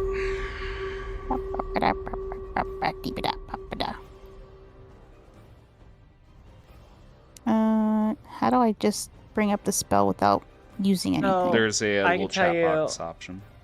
It would be 3d6 bludgeoning damage on a failed save, Yeah. and they are restrained. However, on a success, if I remember correctly, the creature's not restrained, but they take half the damage, or is it save or suck? I'm trying to remember. It just says on a failed save. So, it's save or suck. Yeah. There's restrained condition if it fails. It's just treated as difficult terrain for now. Alright? So, Yep. that's 10, 20, 30. Well, why not? 40. It steps within the total area, taking up the entire area of the black tentacle. So as this Yeti is approaching, like it's almost like it has an aurora of tentacles around it, like an eldritch horror. You see like 2 glowing blue eyes within. And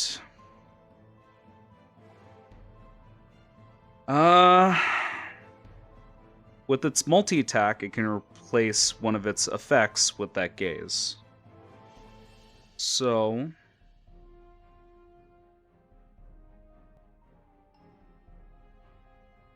I'm gonna take care of Gumo here. I really want to take care of Aluya, but it has a single track mind. It's moving forward, and there are 2 things in the way of it moving forward. Gumo is going to take this first crushing grasp. I believe 19 hits.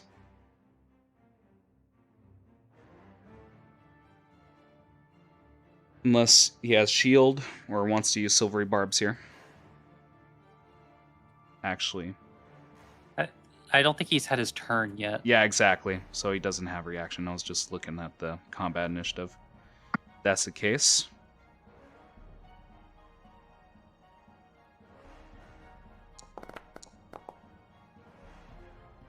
He takes 19 damage. I'll apply to his sheet. And I need you to make the concentration check, as he will make one more crushing grasp as this creature is grappled. Okay. Do. Crushing grasp. Yep. This is 26. And it passes the first one. The second one hits. And this one gets more damage because the creature is grappled. So it's additional 2d8 damage. You don't want to be grappled by these creatures. Yeah, that's a 41 damage. I will apply that as well. Okay. Umo is bloodied, and you hear his rib cage beginning to pop and snap as he is lifted. Yeah. I don't know. Like, there's no firm ruling on, like, like a larger creature grappling you and raising you up. It's usually more of flavor, but I'm at least going to say that he's 10 feet off the ground. This creature isn't leaning down and holding him. That is going to be the end of this creature's turn as it keeps trying to move forward here. And as it gets to the druid's turn, you hear most of the wind chimes joining this chorus. It's getting heavy. It's sounding like angels are descending onto the earth itself. And everything starts to feel more warm around this area. You're even seeing some of the ice around the stage begin to melt. And as she continues singing, you know she is almost there. This is the last little pull, and if anything distracts her, if anything disrupts her concentration here, all will be for naught. Eddie, it's your turn, as you're being surrounded. Okay. I think I'm going to have to do...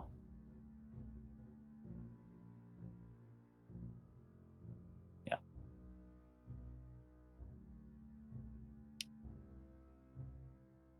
So we're going to go with a gamble of sorts. Okay. I like gambling. Put it all in red. Put all in red, 23.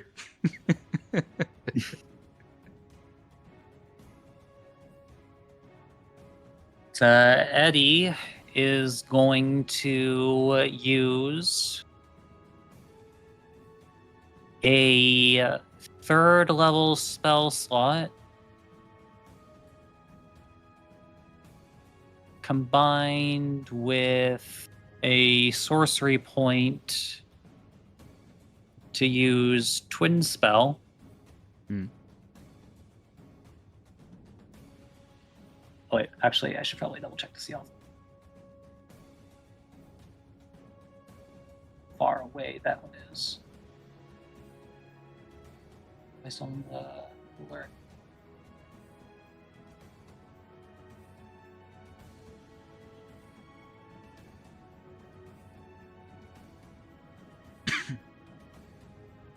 Okay, that one's also close enough.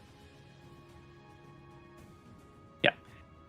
Third level spell slot, Twin Spell, and he's going to cast Command on all of the Yeti.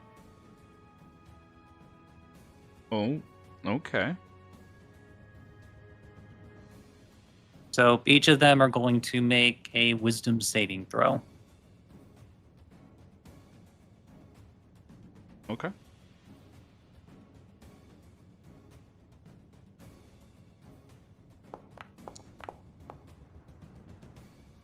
The first one is 20. That's not right. No, okay. No, it's 19 and 19. So 20 and 20. That's abysmal luck.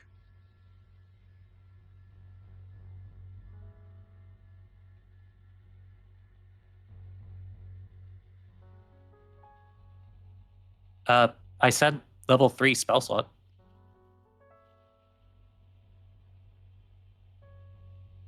Oh, what was the third? I get all the Yeti. All the Yetis. I apologize. Yeah, if I cast it at 3rd level, I get 3 targets, and then with a twin spell, I get an additional target for 4. Okay. And it's just everyone that can hear you. All right. Yep. Last one. It's top to bottom, left to right. And the special one being the Yeti here. Okay. Understood. All right. And the command that Eddie gives, unfortunately for them, is flee. Okay.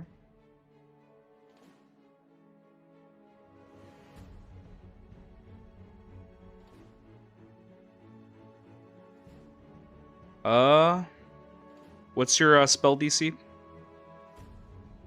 DC 20, or no, sorry, DC 18. 18. So I have 2 failures.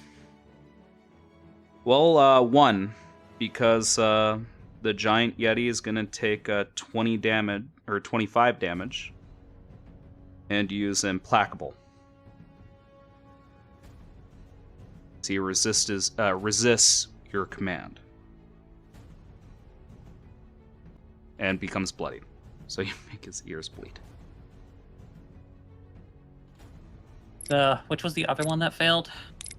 That would be top to bottom, left to right. So, top, the one that you're right next to succeeded. The one right next to Seer succeeded, and the one that failed would be the one right next to Mavet.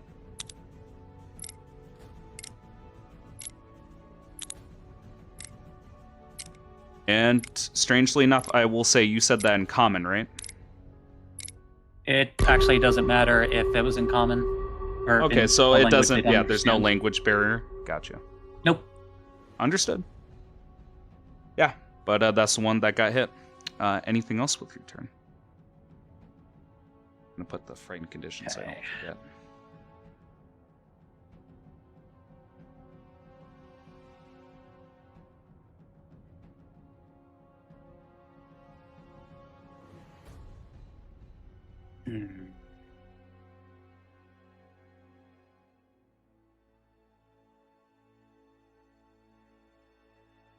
Not gonna be as good.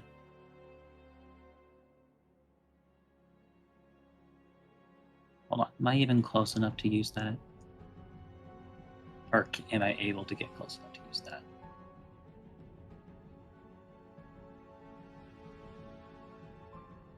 It is.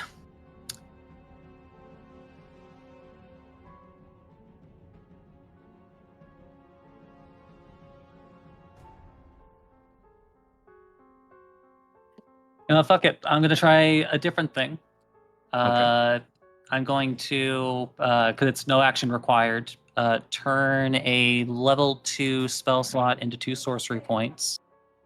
Understood. Then I'm going to quicken spell a hold monster onto the Gargantua. We're using the staff. Nice. Monster.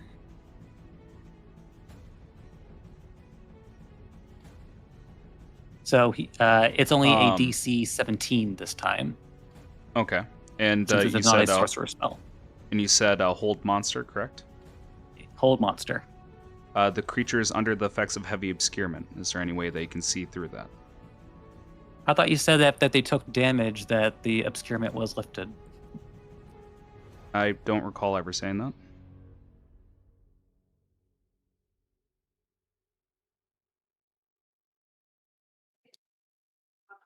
Maybe I heard that though, as well, Megan. Maybe he might have misspoke, but I remember hearing something like that.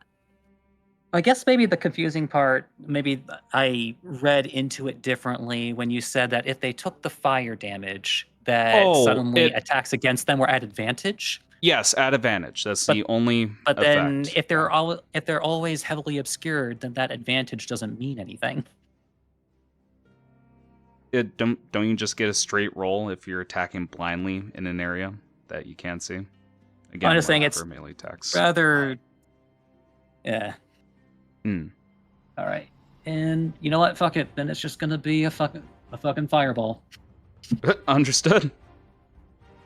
Old reliable. I assume you're aiming for the center too.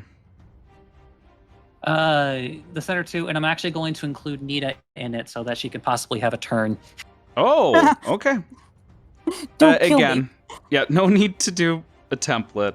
Like, there is foreseeable to get all the targets without harming anybody else. So let's do I don't think you've dexterity saving largely. throws.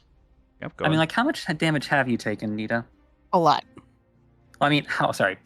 Do you look bloodied right now? She is bloody. Yes.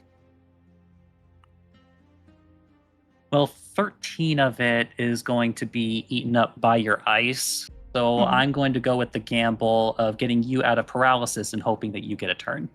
Oh, yeah. I'm good with that. Okay, hell yeah. You automatically fail. The gargantuan gets a natural 20. And the other one fails. So 2 failures, 1 success.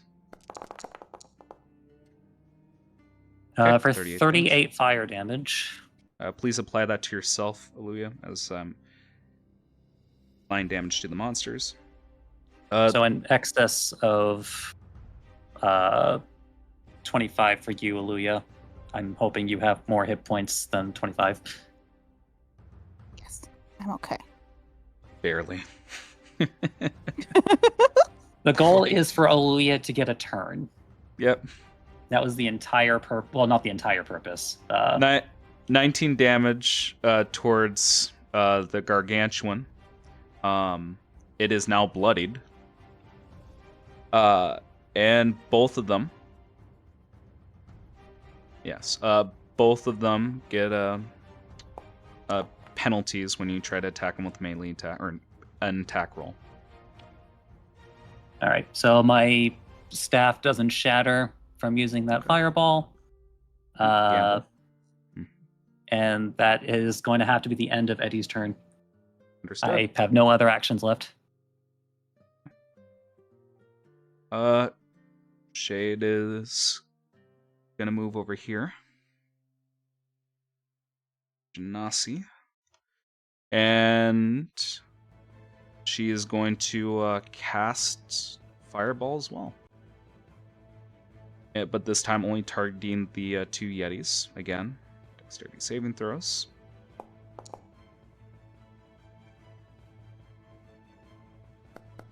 Success and failure. All right. And I'll roll that damage.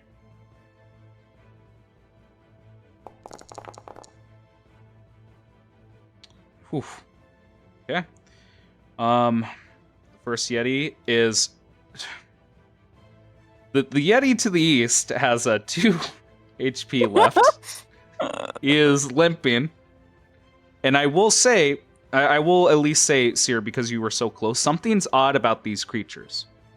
You have a feeling that they would have that they would act on self-preservation when brought to a bloodied state. Because the world of beasts is different from the world of man. Like, it's harder to heal yourself. Like, any injury could kill you.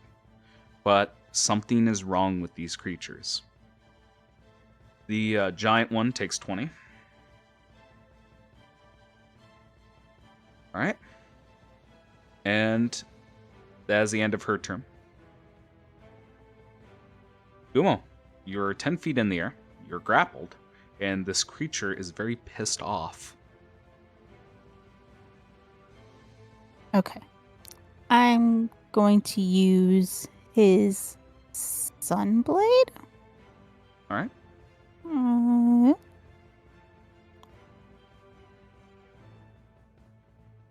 Okay. Let's see.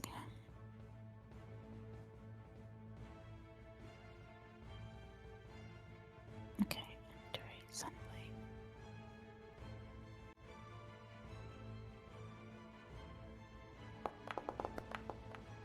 Wow. Yeah. 29 is definitely a hit. As you're slashing at this gargantuan Yeti.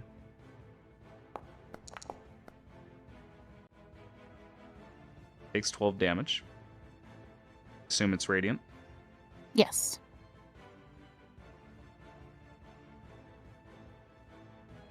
Chipping away. He gets 2 attacks, I assume, because of his thing. I can't remember the bard dance subclass off the top of my head. No, he only gets 1 attack. Okay. Understood. He will use it to, I guess, give bardic inspiration to somebody. Who needs it? Now, Oh, doing that, doing that, yeah. however, will allow you to make an unarmed strike. Oh. Okay, so he'll burn one for himself. And Well, no, I mean, like, you using bardic inspiration on somebody, a That's an special additional benefit effect. is he gets to make an unarmed strike. oh, okay. Yeah, so so I can give it to still whoever give it you to want. her. Yeah. I can give it to Aluya, and then he can got it. Yep. Okay. Target. I said target, bitch. Damn.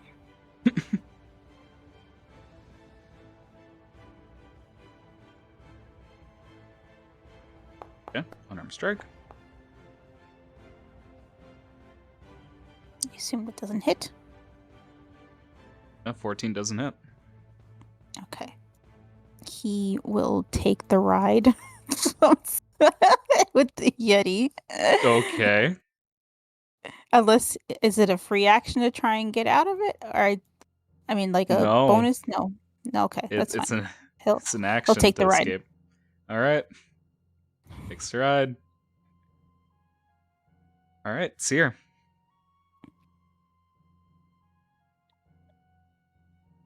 Well, this is a fun You're moment. between a rock and 2 large white gentlemen. What do you do? First things first, bonus action, mass healing word. Okay. Again, you're unimpeded this time. Like you should be able to target everybody. What's the range on that? I'll post it.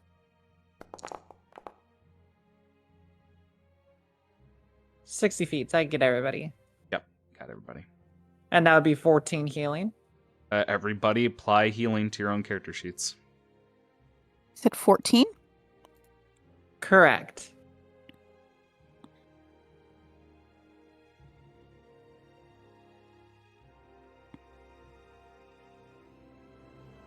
Okay, please. Sorry for don't. being a wasted target. It just feels really good. A lot of blood flows going towards your pants. Whoa, that's weird. And now that I have these 2 creatures,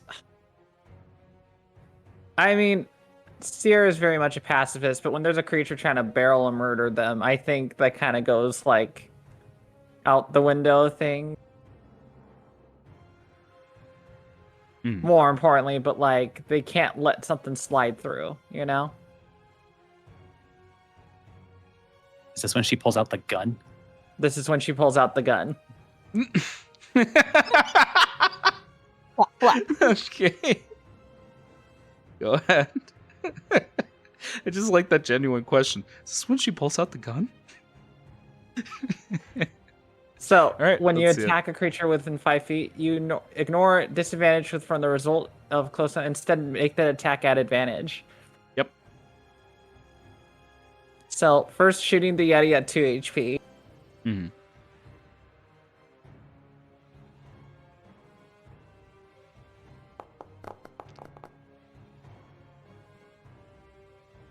It does not hit. And keep in mind, heavy. Well, I would have to look at the way that I wrote it specifically, but still heavy obscurement regardless. I mean, It's if it's really- heavily obscured, it creates disadvantage, but since the ability says it ignores disadvantage, Yeah, there you and go. in fact gives advantage, it doesn't Yep. matter either way. Yeah, exactly. There you go. So advantage. No, you did it right, girl. Yeah, you satisfied with the 13? I mean, I can't really change it. So Okay. what I need to do Oh, you have a is I need bardic to inspiration? Yes.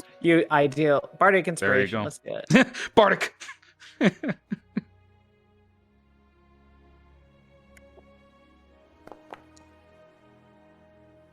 15.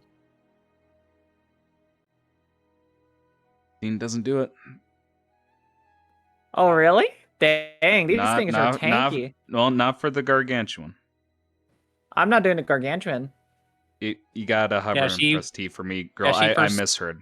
I misheard. Yeah, she first hit that- this one with only 2 hit points. Then that would be a hit as you execute this creature. Explain the kill. Essentially, she's like pulls out this pistol and goes like, I upgraded. And it just like launches a weird, instead of being like a pop, it's like suddenly people hear a whistle that just shoots through this thing's head and it just drops. Yeah, it falls to the ground and there's an explosion of snow as it lies dead. Sorry, buddy, but I don't want to die. Points the gun to the big Yeti. All right, you're next. You're next.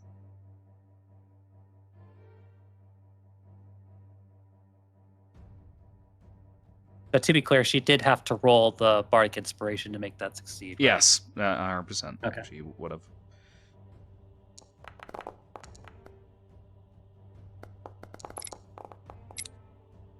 God, I love haste. That would be 17. I don't know why I rolled multiple. Yeah, I always take the first one anyways. So yeah, that is correct. 17 is a hit. Beautiful. And I will also add a D3/6 to that because I can do it once a turn. Okay.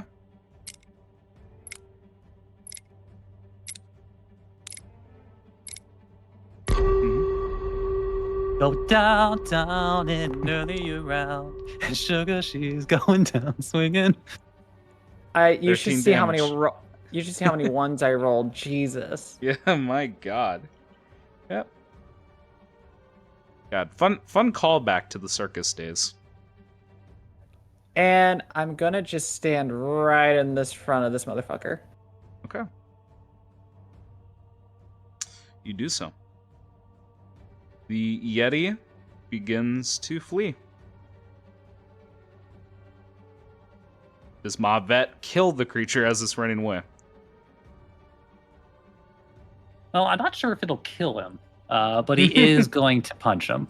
Okay. Great up. He has no reason not to. And that would actually bring him off the map. If he even survives. Kind of off the map. He's poking his head down there. Hi, guys!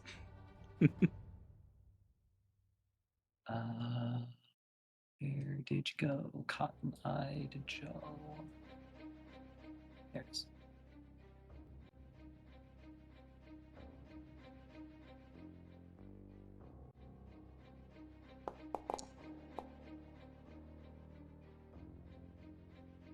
All right. That 18 hit Yeah, definite.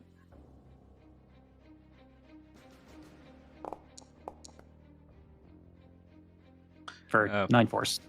Key point to coup de grace. All right. Yeah. It begins to run away. Leaving 2 Yetis on the map. Run away! Alright. It's the end of that one's turn. It is the Yeti closest to Eddie. He's going to attempt to hit him one time during this combat. Straight roll. Now starting off strong here with a 19. Going in for the second attack. 19 will miss. Yep. 29. Anything from the board before I continue? I will use my own silvery barbs. Okay. Reroll. Who's the advantage going to? I'm going to give it to. I'll give it to Aluya. It was a quick turn, so tell me like how your silvery barbs look as he's trying to grab at you. It's like, well, this is just simply a matter of like trying to like make a grasp, but the figurative and literal vestiges of Eddie, like come out from the smoke that still billows around him, literally grabbing both fists that try to grab them and slamming them into the ground. Oh yeah. Like a boss. All right. It is now Mavet's turn. What does he do? Well, Mavet is now unimpeded in just coming on over here.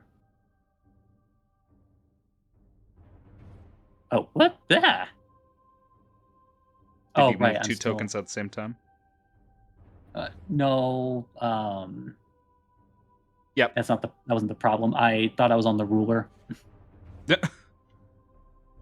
Or did I move Eddie's token? Oh, Yeah, you did. I'll figure that out post-session. Yeah. But that being said, you can press Control-C to put yourself back in position. Anyway, that's where I want him to be anyway. Yeah, so moving up. Because he does want to fight the biggest thing he can see. You do take 2d4 damage because you're stepping within the difficult terrain caused by the breath cone, or the cone from his breath. But it's only 2d4. Leave. I'll check. Accept it. Yeah, you're gonna tank it? You sure you want to tank it? That's a whole 2d4, buddy. I'll play it. 5 cold damage. Does he want to use absorb elements on it? Sorry. Go ahead. Go ahead. I will cast Flash of Genius. Flash of Genius. Yeah.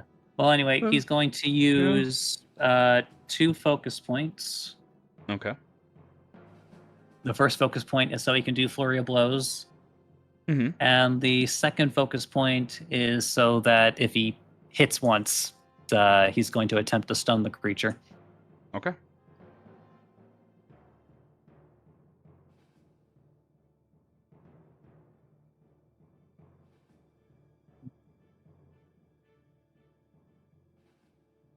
Wait, what am I doing? I can just use what I used before.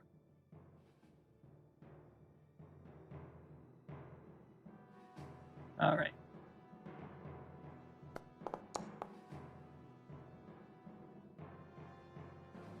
Wolf is a miss. Heck.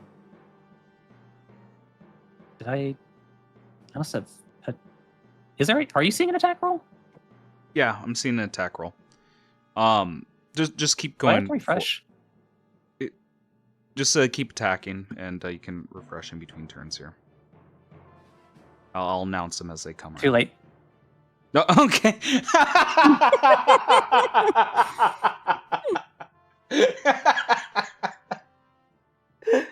Okay. Okay. Like, you're gonna have to be gotcha. faster than I can press F5. Yeah, that's some fast fucking fingers, baby. I like it. So, how's everyone doing today? Looks round table.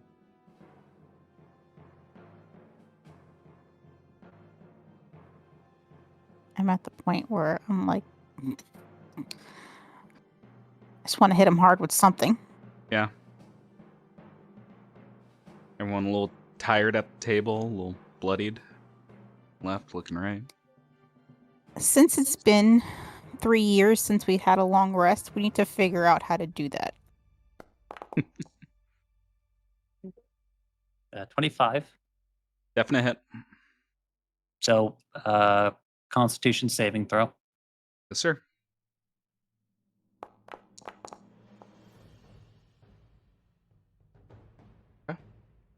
So is he just gonna choose to succeed? Yeah. Unfortunately. And I know 25 doesn't sound like a lot, but that's an actual gamble for me, so I'll take it. spoiler alert, he can't do that again. That's what I was fucking hoping for. Mavet might actually take the kill here. This thing is looking really bad. Anyway, 11 force damage. Okay. And funny thing, even though he succeeded, it's like it still means that he has half movement, Okay. which means like he might not actually be able to reach his target. No. And Mavet still has 2 regular attacks to make. Oh, does he?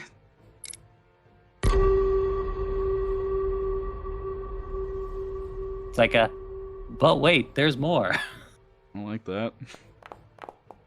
He might not actually hit though. See what I mean? 13. Yep. 13. Mavet should have had advantage. Fuck him up, Mavet. He would if this guy 19. wasn't obscured. And I think he actually has to activate an ability to get the the blind sight thingy. So yeah. Anyway,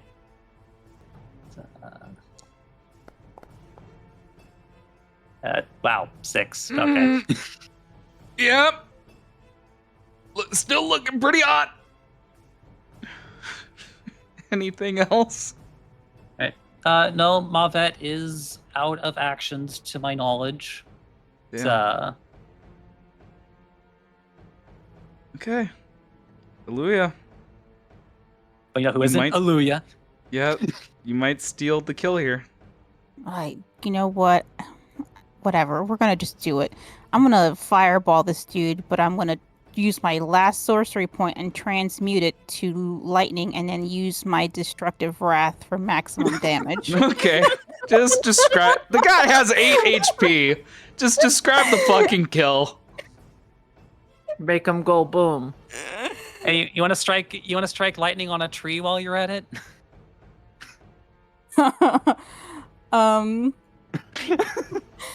This is like, it's been a while. This is like the worst that she's been in. Like, she looks wrecked. And she's kind of like trying to catch her breath. She's like wiping up blood from her mouth and her nose. And she's like, fuck this shit.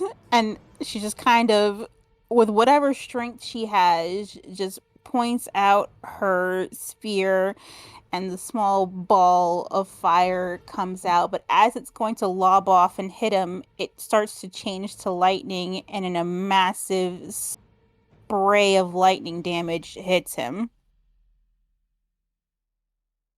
And Mavet. Can I do it where it's like somewhere towards the back? Because he a big boy. I'm not gonna rake you over. I am joking. Yes. I am joking. I mean, my vet kind of got us here, but I'm not going to do that to him. You could just finish him off though, while he's weak.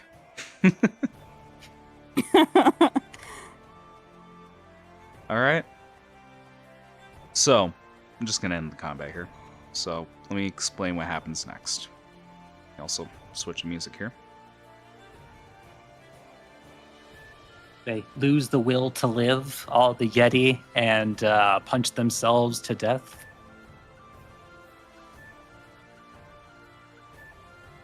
Remarkably close. So, I am the great Nostradamus. so as the ritual finishes, the Yeti within the mist, it begins to die. The blizzard around you that it was causing dissipates, and its eyes are burning blue fade, and it falls backwards on its back, and its fur is singed with burn marks and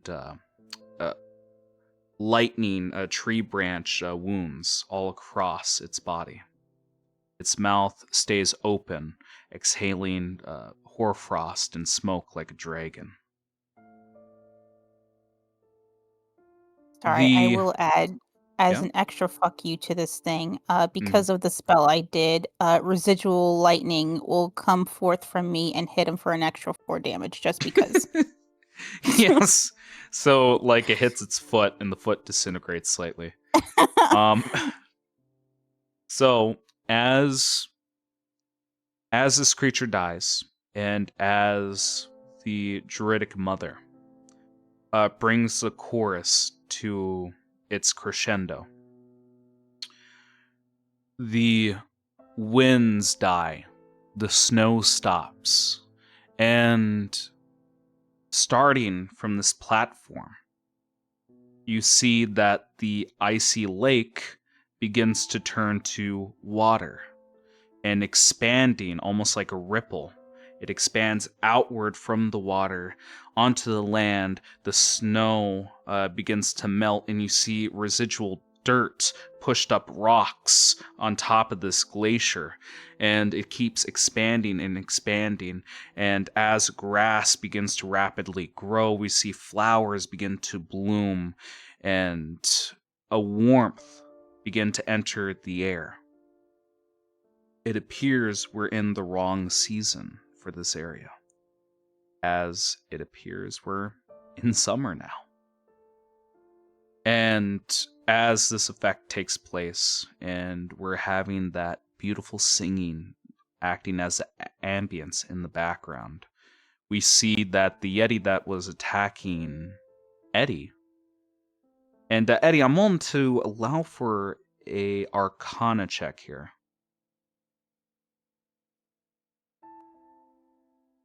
But only you. Well, funny enough, I do get to roll with advantage because I have not made a single d20 roll since I was last given it.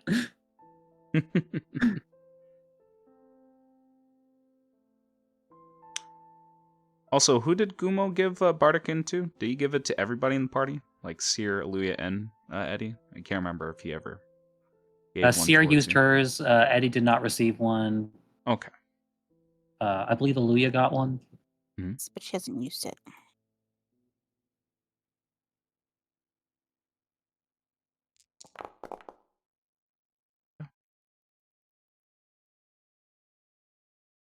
You can give yourself guidance.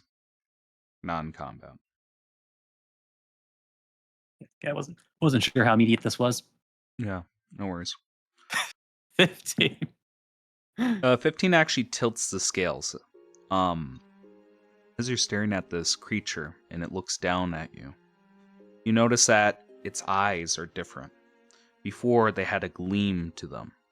They're thoughtless, driven with a purpose, but now there's no purpose to them.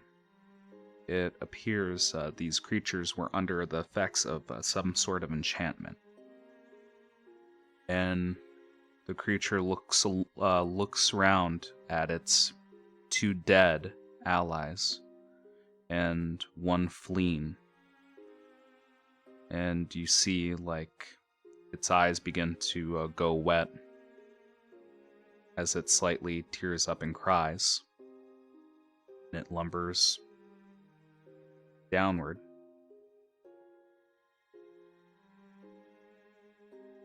And steps over Aluya and Mavet. It, with gentle care, grabs the gargantuan Yeti and does a fireman carry.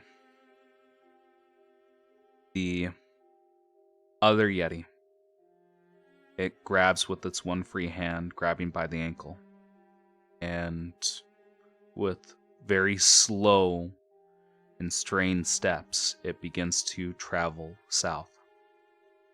And the only thing that you see is its back. The only thing that you hear is quiet sobbing.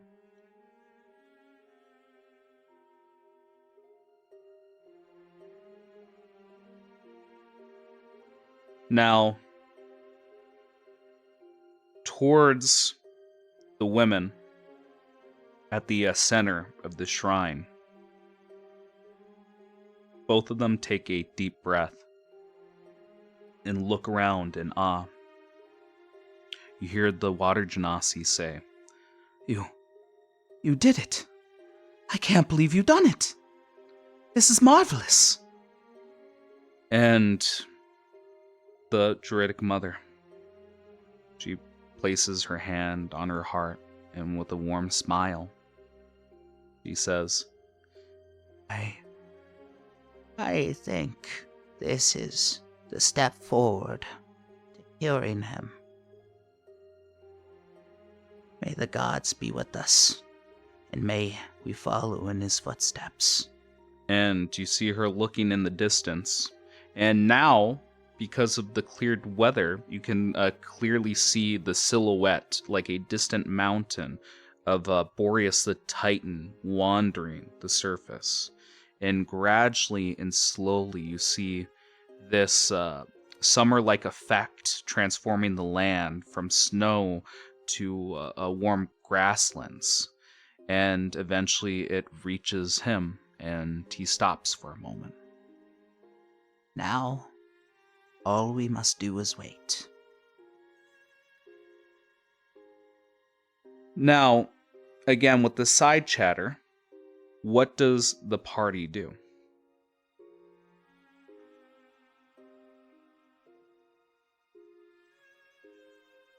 Louis just gonna kind of flop to the ground and just breathe in and out a sigh of relief. I definitely need a nap.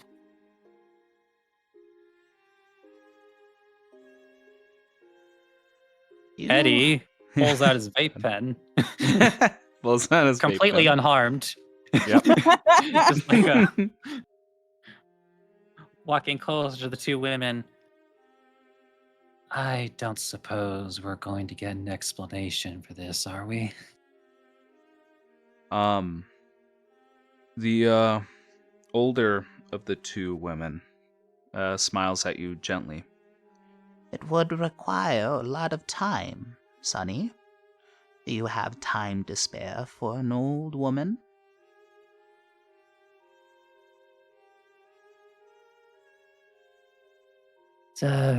Yeah, we got time. Though I will say your son is looking for you. Oh.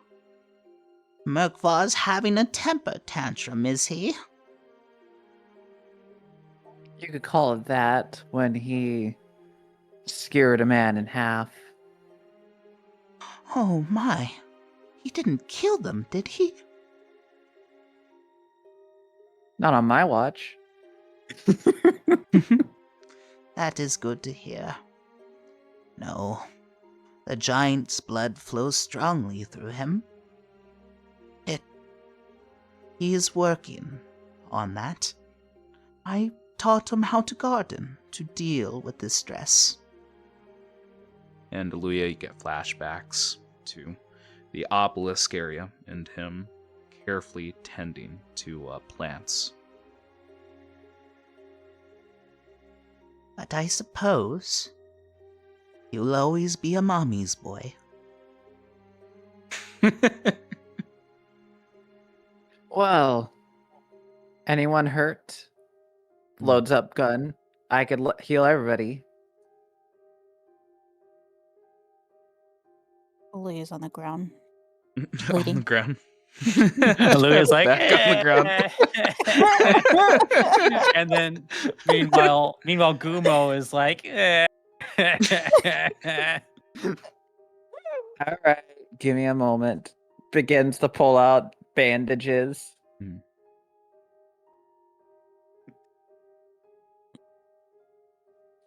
Gumo, So- you're first. I see your rib popping out. But I am sorry. I wish I could be help with mending your wounds. I had to prepare all night for this.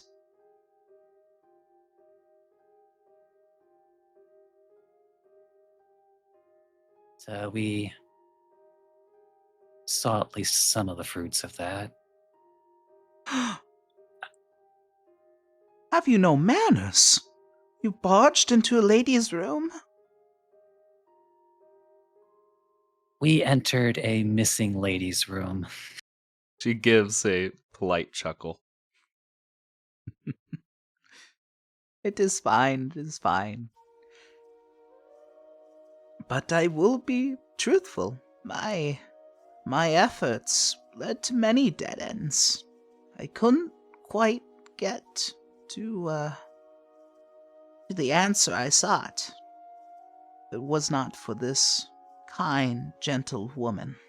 And as she puts a hand on the water genasi's shoulder, you see her jump slightly, and her face begins to be painted pink and red. It was nothing. Thank you. I just wanted to help. You did more than help. You helped us find a cure. We are indebted to you. And looking around towards the entire group, We're indebted to all of you. If it were not for your help, I'm afraid. and there's a darker chuckle at this one. I would not have succeeded, or lived to speak of it. Thank you. You have my gratitude. And I suppose you didn't know that enchanted Yeti were going to respond to your circle magic. Enchanted? And she is surprised. Heavens, no. They're an isolated species. They live by themselves. Why would they be here? And she cups her chin, and she keeps repeating enchanted, trying to work through her head what has happened.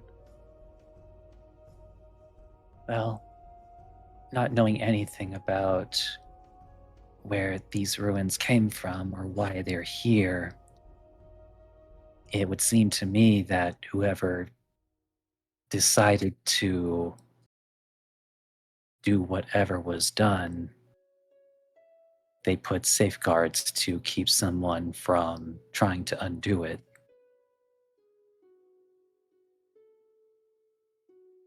It is not strange for there to be guardians, especially in ancient sites. Perhaps it was done through generations. Again, you see the water genasi pipe up.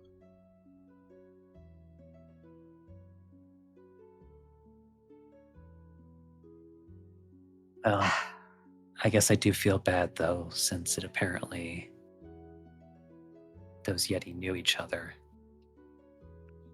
I mean, survival of the fittest, isn't it? It is not so think it would be simple. Go ahead. I think it would be one thing if they had done it of their own volition, but I do think that their wills were forced.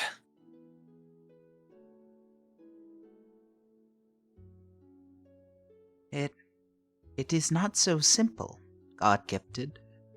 You see, they are not just common beasts of the land. We do not hunt them for food. They are our guides. They have taught us the ancient ways. They are noble creatures. Just as smart as you and I.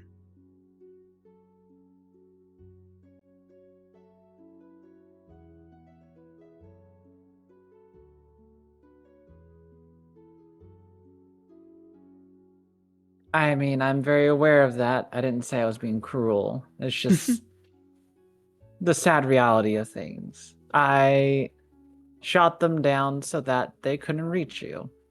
An unfortunate circumstance, you know? It is. It truly is. I wish things could have been different, but unfortunately,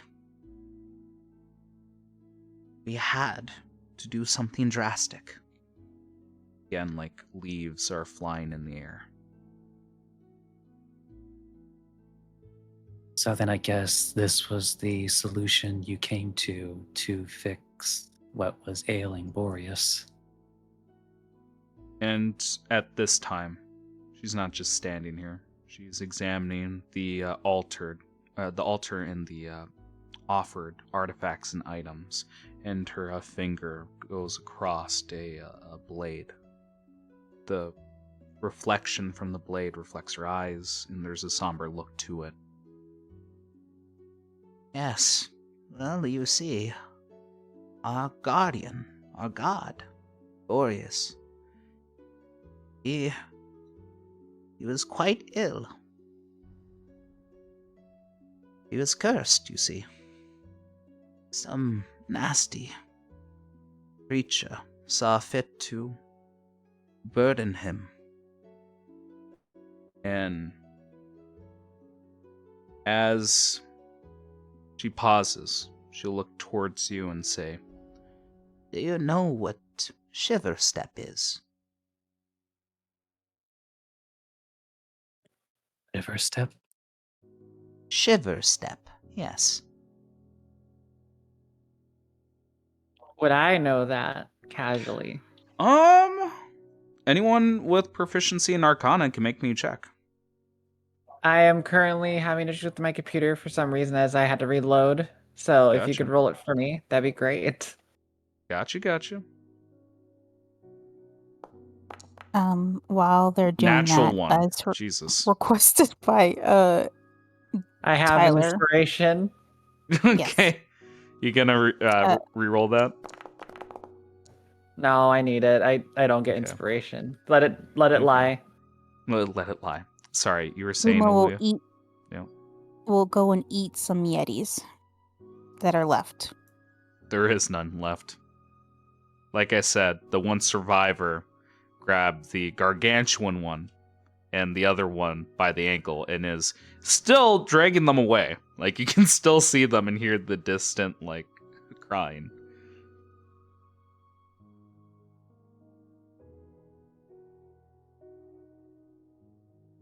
But, that aside, Eddie, strangely enough, you have heard about this.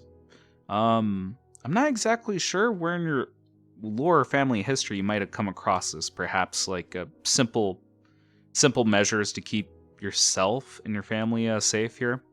But you do know it as a curse. Or you know what? It is Hague related. You could have done studying on your off time after Eluya's ordeals. You can pick and choose which one it was. But Just like make a comparison of things, just like maybe even coming up to Oluya at some point. I mean, look, just because you've been tricked by multiple hags, at least it isn't this, or ooh, shiver step to be awful. Yeah.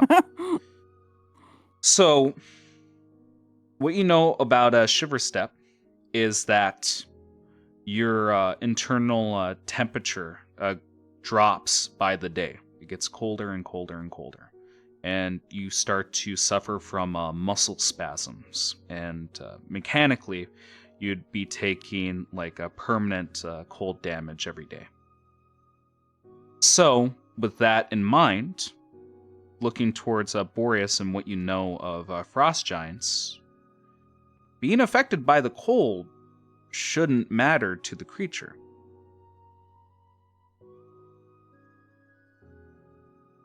But unless you pipe up, she will continue.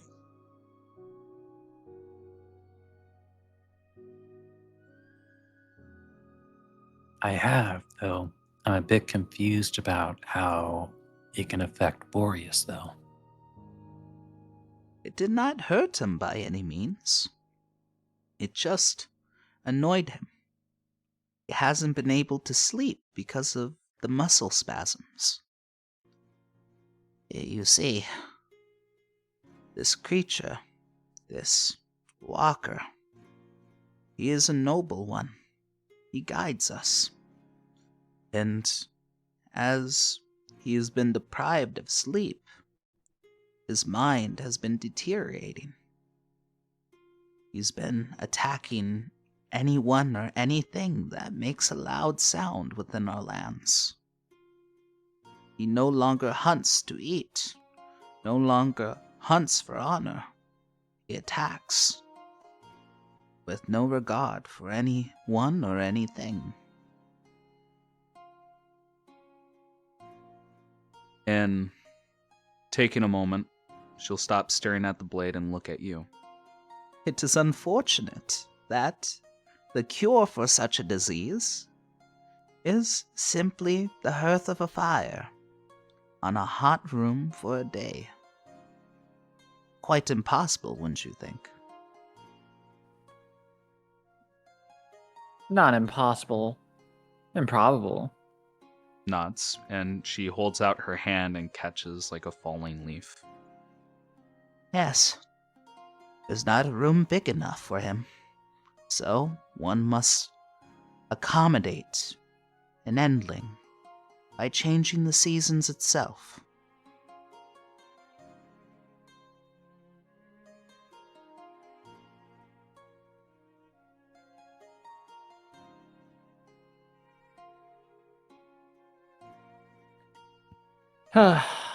I mean, if there's a way to shrink him.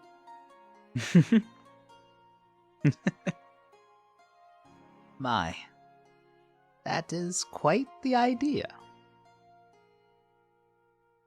I just need a lot more.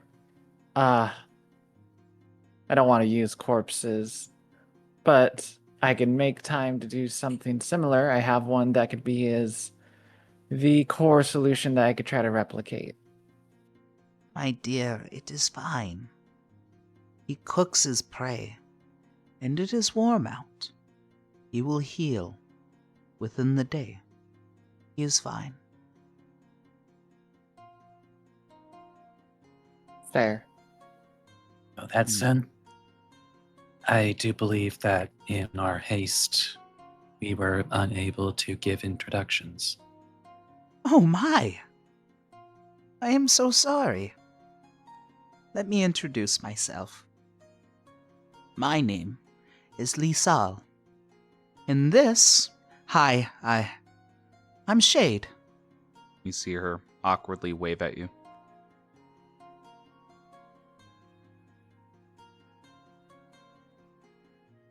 You can call me Eddie.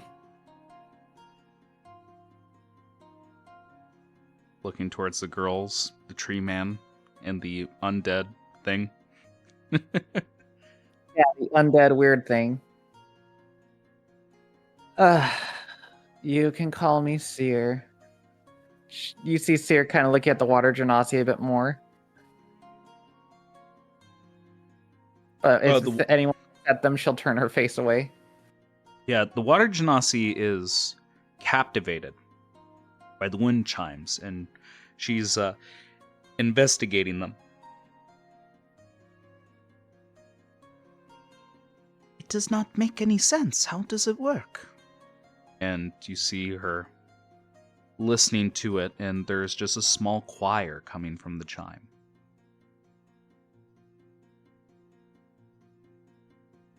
Luya?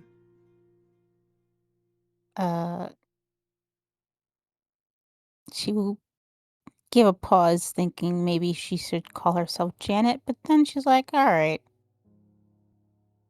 She'll just be honest. Mm-hmm. Hello. I am Aluya.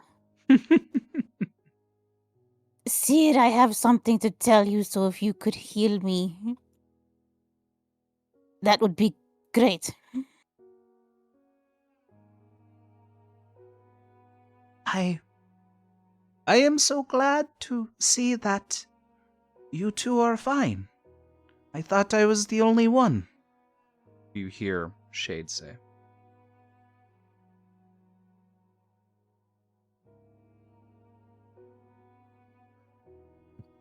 You mean you've never encountered another Genasi? Oh. I thought I was the only survivor. The rest, they are statues.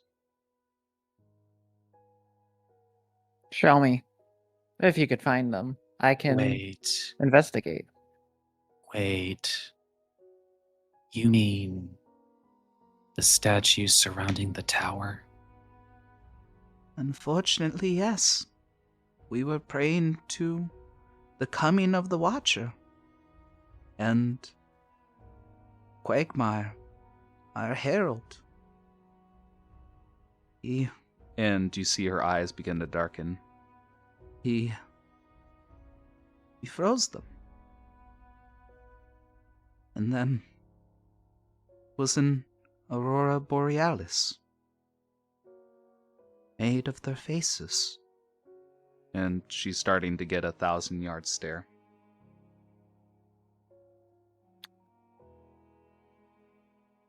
Oh, I'm definitely going to find this man and just... I will let my mind not be consumed. Maybe one step at a time, Seer, because I think you're about to drop something that she's not fully prepared for. Right. Right.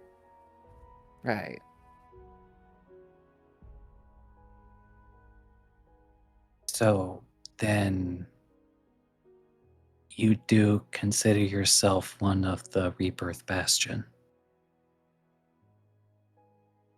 I do not want to see us die. We deserve to live, no?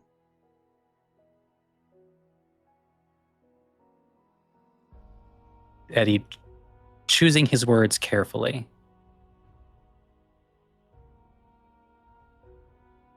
The cause of those who follow may be noble, but in ultimate, their actions are only as noble as those who lead them.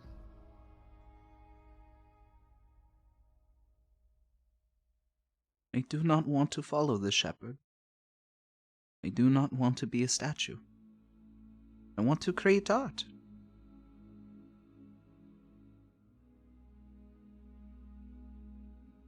So then, let me ask you a question. Please, Eddie. Would you see all other species wiped out for the sake of all Genasi?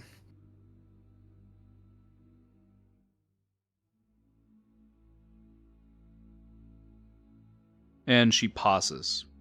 Minutes maybe go by before she looks you in the eyes.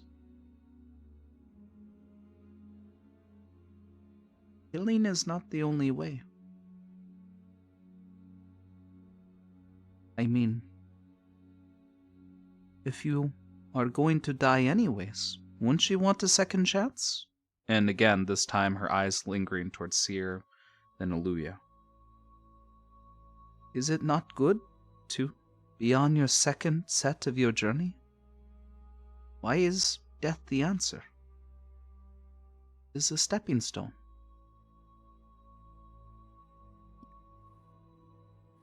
Well, then here's my question.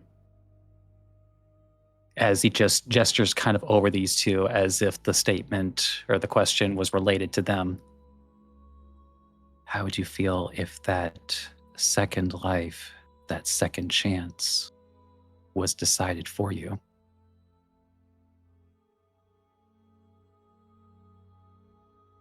And most certainly, possibly, was not something you personally wished. Okay. Give me a persuasion check. This creature that you're talking to is friendly, so roll it at advantage. You are dealing with indoctrination, so it is going to be a rather high DC, unless one of the Genasi in the party help with your statement.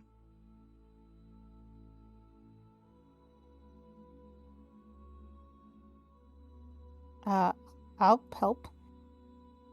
How do you assist with this how would you argument? offer it? Yeah, Like- exactly. Because he noted particularly that, hinting that the two of you didn't really have a choice in your Genasidom and your feelings about that. I mean, she'd be like, Eddie speaks the truth. I did not choose to be this way, though I don't feel any different than before, but my life before is completely going to be altered. I unable to do certain things that I could. I didn't want to go out the way I did. So you would prefer death? I would have preferred not dying.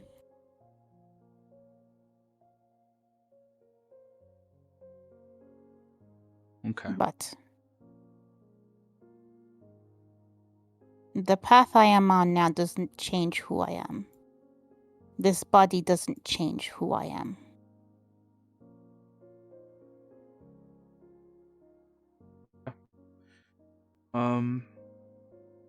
Make me the persuasion check with advantage. I've altered the DC. And as you're making the check, remind me of the key points. I was focused on Luya's argument there. It's like Sierra's because he's trying to 5. like lean in like one step at a time. Yeah.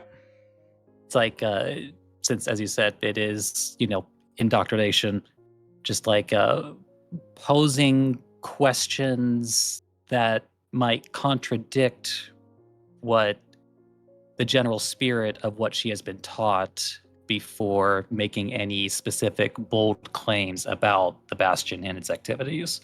Okay. Because she doesn't even know about the whole wiping out entire areas of the world and mass conversion of people into Genasi. I'm at least assuming she doesn't know about that. Oh, I would assume she wouldn't know either, yeah. That just seems like something you don't lead with. That's not a good lead into a cult. Okay. Okay.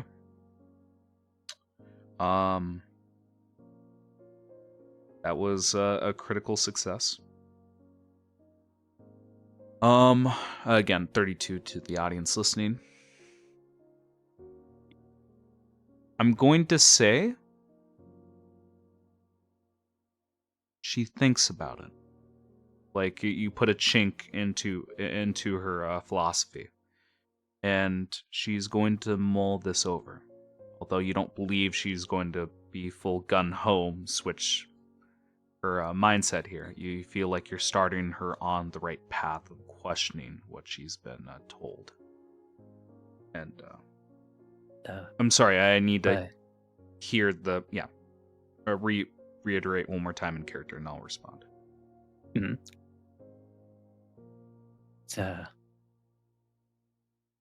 It's like wishing that those who have lost their life a second chance. It is something that is very noble and very kind. It's almost like your wish is being granted. It's of a world where everyone gets to live life the way that they wanted to. But there's a reason why we are told as young children to be careful for what we wish for. Because it might not be.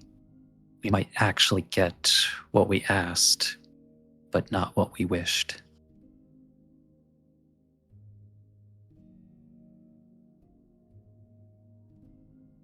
We might lose more than what we gained. I cannot deny that there is always a price. I cannot deny it.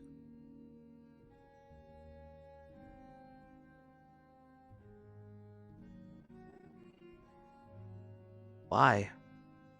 Why are any of you here? Again, looking at this motley crew I of don't the know. Nice otter, troll. 2 Genasi, tree, and the undead, creepy-looking fucker. Oh, tree Genasi. Tree Genasi, thank you. I've never seen a Genasi. I've never seen a object die and reanimate. That is strange. What I can tell you is that we weren't here just to have a nice stroll. We're here to stop the possible end of many things. I'm also here for other things, to learn more. How would I describe it? Trying to seek something out. Which leads to my next question. Are you aware of an herb that might be useful here that I might acquire? I'm not sure. What Seer is is this? blunt as fuck. What is the herb that you seek? For you, Gray, we've been hunting down for a while this fucking herb for Eddie's dad. Sierra, we actually had that for a while. I'm Yep. aware. What I want is more. Okay.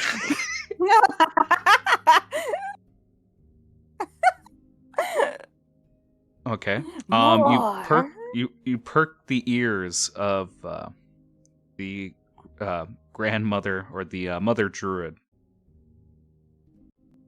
Tell me, my child, what herb do you seek, and I may give it to you.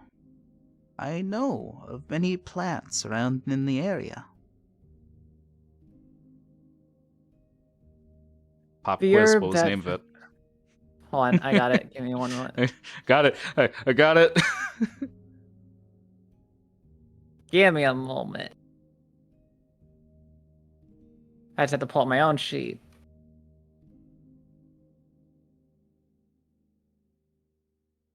Oh dear God, it's gone. Why is it gone? No!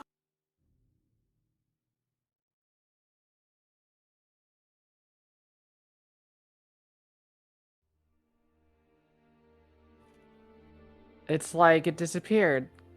This is not good. Let me check my other notes. Is it crystallized frost or frost root or something? It should be like frost root as far as I remember, but like I had an exact name for it.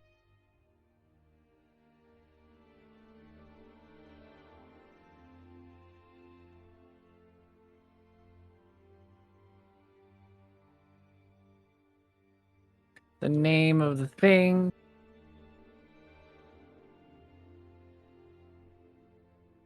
Is Gray's mean. He just wants me to like find it and be like, he doesn't remember either.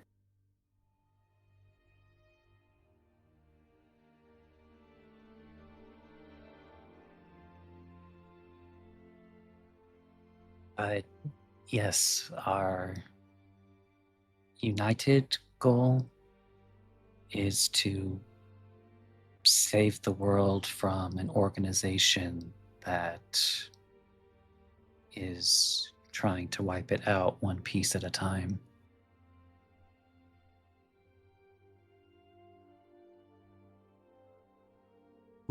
who's this exactly directed towards? Both of them, or still with So, Shay? I mean, she asked the question, but Yep. Eddie sees no reason to Yeah. Gotcha. not say it outright. And you see her eyes dance across the ground and away from you. Is that so? I was not aware that there was anything so devious happening within the world.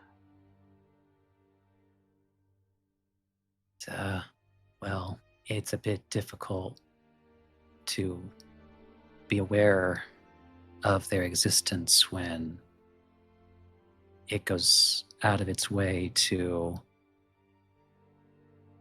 recruit those who cannot be seen by the light of day without seeing strife or even meet a fatal end.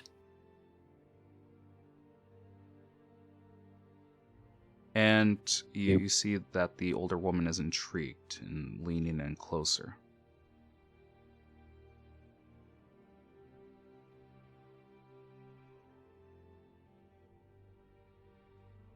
Found it. Crystallized from frostbalm and frostroot poultice. There you go.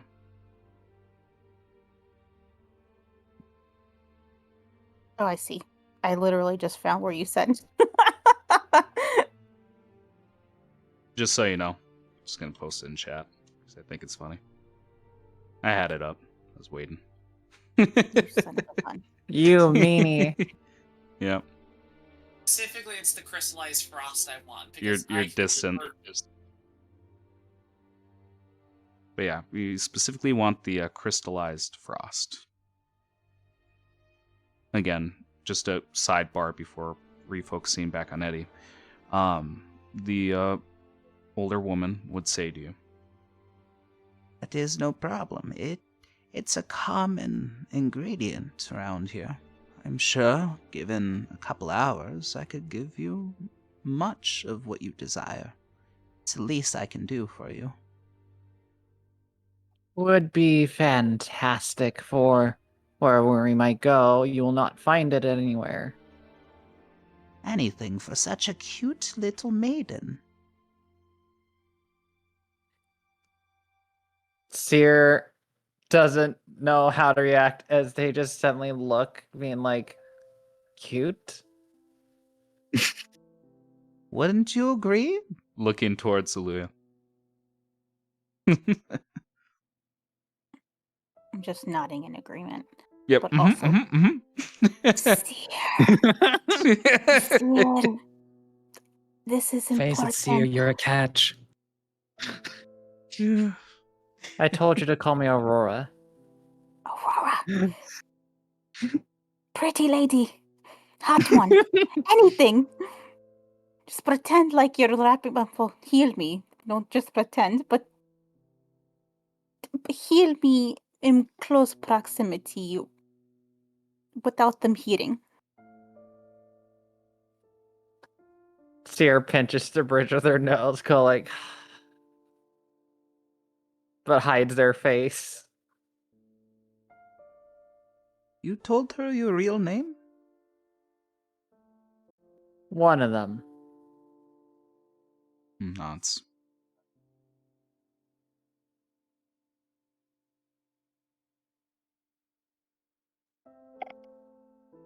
If they knew my full name, I would be rather embarrassed. If they... Oh, I don't think I can handle that. Aurora's fine, though, for them. Only them.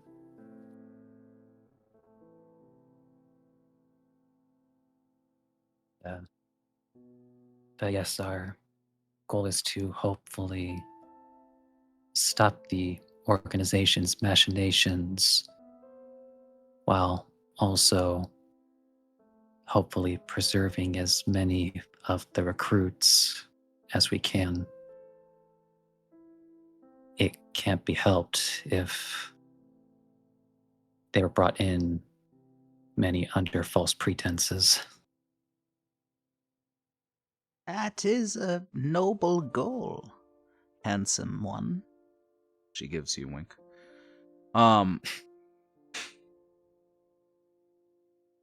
That is no good. Pray tell, what is the name of this organization?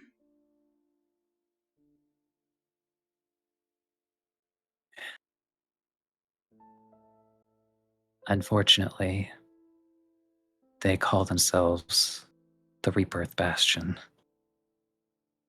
And her head swivels towards a Shade, and Shade stares at the older woman. Is that so? They are the God-gifted. Why would they hurt us?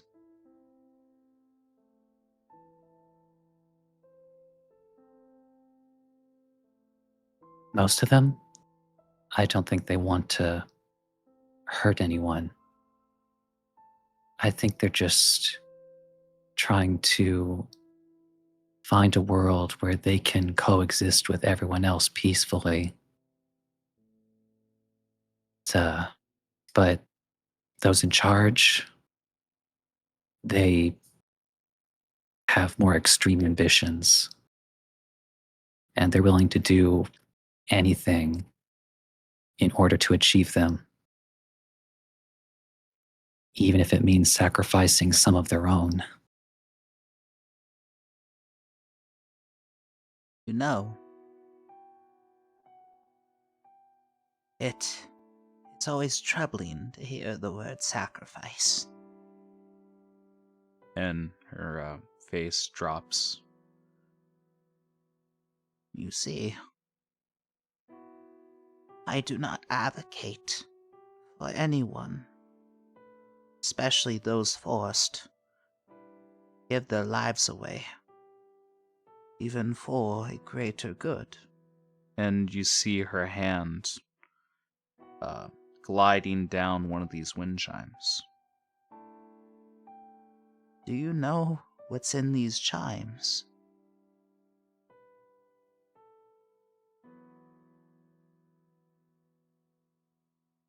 I would like to make a nice ring. Are they spirits? And she will show you the insides of this wind chime, and it's not empty. You see that it is also strung up with vocal cords. You see, Gashaians, they're rather advanced. They're very good on sacrificing others for their own cause. These vocal cords, this melody that you're hearing, it has been stripped away from the Fae, those who can call seasons at will. And unfortunately, through such evil, we were able to save our own guardian, our own god. And you see like conflict as her brow begins to scrunch up and her eyes squint like the sun is too bright.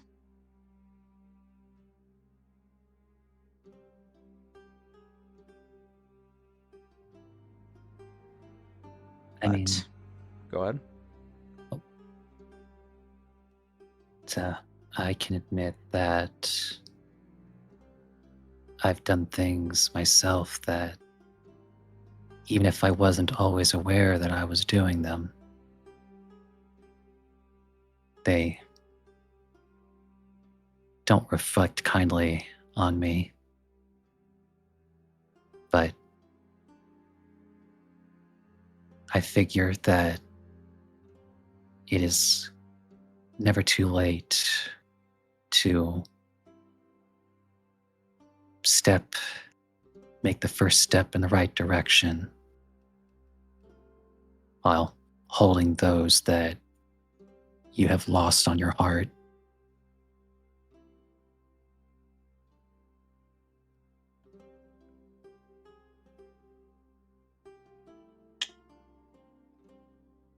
And she eats the words here, ponders it. Then her eyes is just staring towards Aluya and Gumo specifically. Dearies, I don't mean to be rude, but what are you wearing?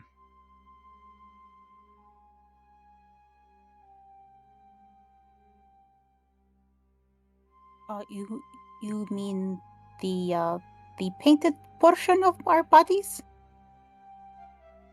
She gives a small sigh. Yes, dearie, that's what I'm referring to.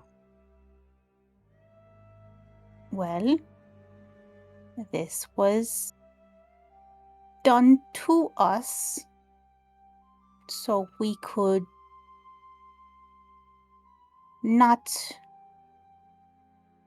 be in danger. And how does it protect you from danger? Oh, for some reason someone sees us, someone doesn't see us.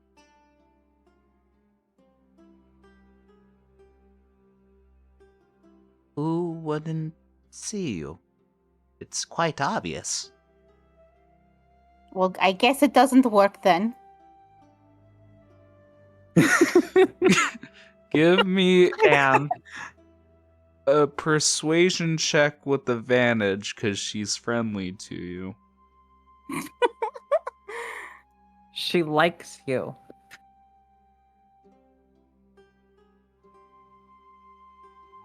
Why people gotta know my business for? Why you painted up like a fucking clown is a better question. Why are you looking like a dope?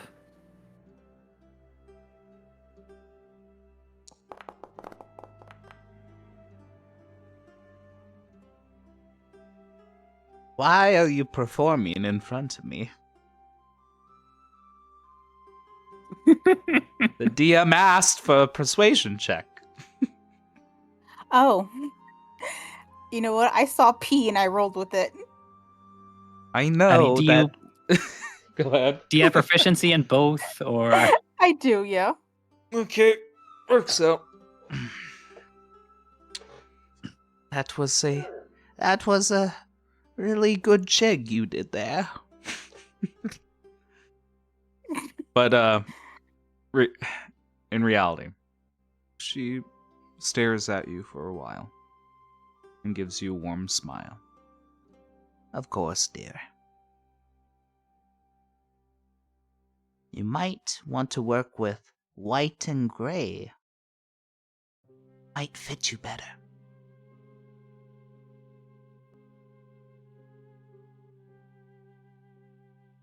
Am I getting fashion advice right now? I didn't choose this. but at any rate, I guess specifically looking over at Shade, Mm-hmm. I do think I might have an idea for how to help the Genasi that have been frozen. Really? How would we do this? Well, I'm not 100% certain, but you'll notice that over the past day, the storm around that tower has been dissipating. I'm looking towards the tower in the distance. There is no storm in sight. We've been able to clear that storm thus far. But what we're really curious about How did you do is this? what... Are you familiar with the obelisks? No. And the older druidic woman nods. Yes, I am familiar with it. Why? We've been able to visit the two of the other obelisks. What did you do to them? We gave them power. And her brow begins to scrunch and she squints at you. How much power? You'd have to ask Mavet since he did both of them. I'm going to assume he gives a very vague and unhelpful answer, as is Mavet. Well, just, like, whatever. Moss can grow, yeah. Perfect. I warn you, dearies. You must be careful. Pain was something very powerful. The world cannot withstand those obelisks getting too much power.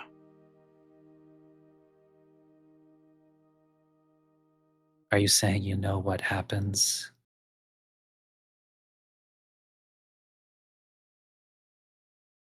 And she takes a moment.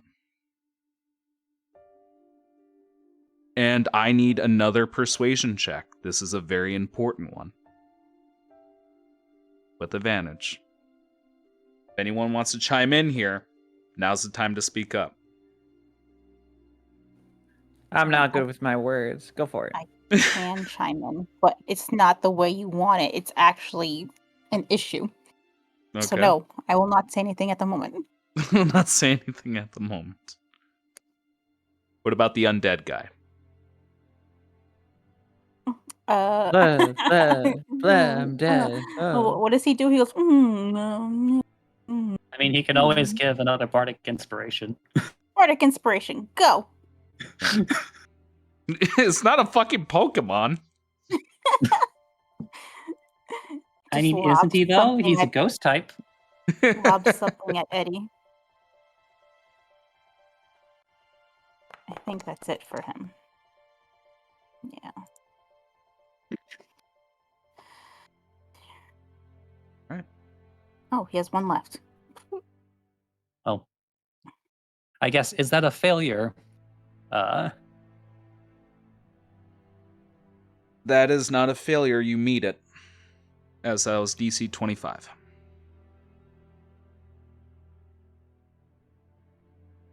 I cannot say I am the best judge of character.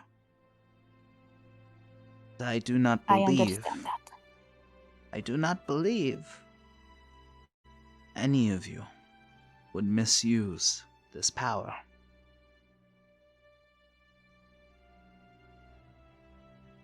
Back in the older days, these obelisks were everywhere. They would store your magic like a well. And a king harnessed that power, cast any spell that was stored with that power, even if he didn't know it, even if it was beyond his knowledge. The world cannot handle this magic. It is very dangerous. Speaking above board, depending on how many levels you put in, you will be able to cast a spell of equal or lower value from any spell list. So far, you guys have put in 6. All right. I actually have And to go. My husband's that's calling me. fine. We're reaching the tail end here. But I will at least say, as I mentioned before, each following day, this effect diminishes. So the next day will be 4. Next day, 2.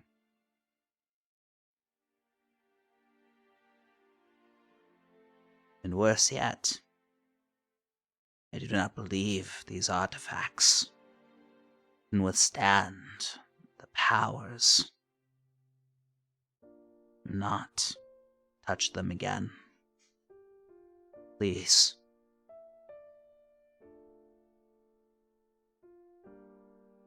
Looks to Eddie.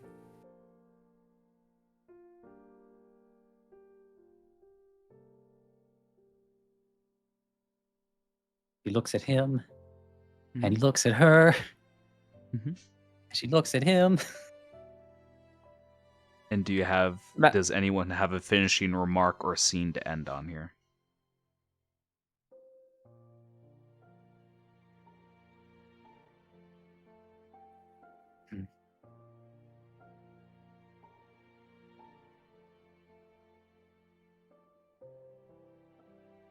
I think Maybe- in this. Oh, go on.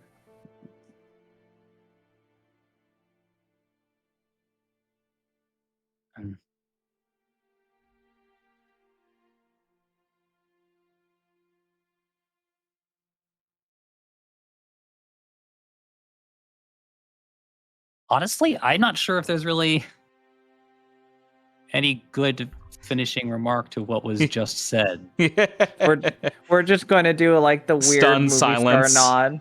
Yeah, The movie yeah, it's star like- nod. Yeah, exactly. The camera pans on her, then... Well, I guess let's go with expressions. What does Eddie's face look like learning this information? Then Seer. Then we'll end on that.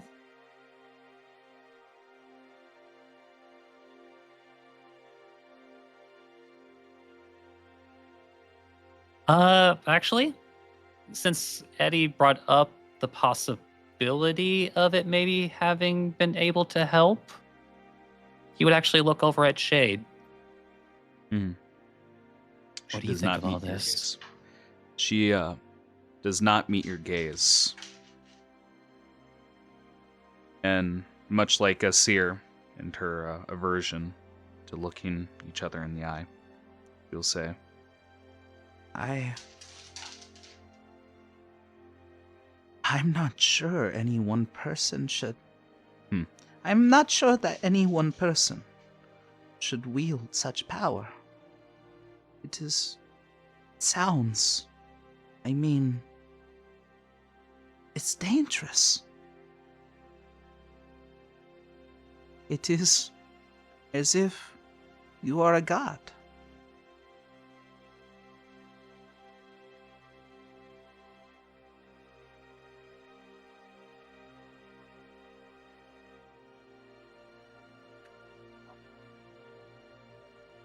And what if it were shared?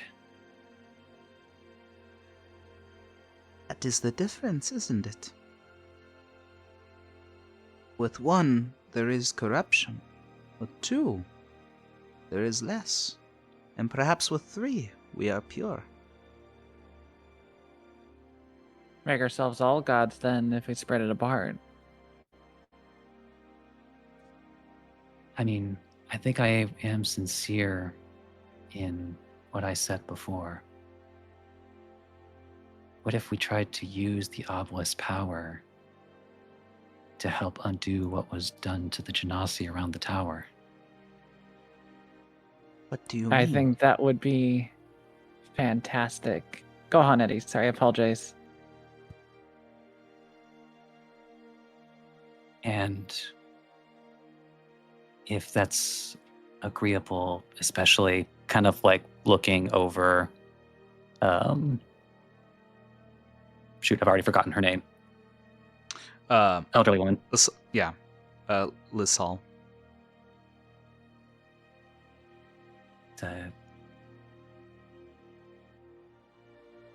It's like if both you and her would maybe be a part of ensuring that it wouldn't be abused, wouldn't that be a noble enough cause to use what power it has accumulated?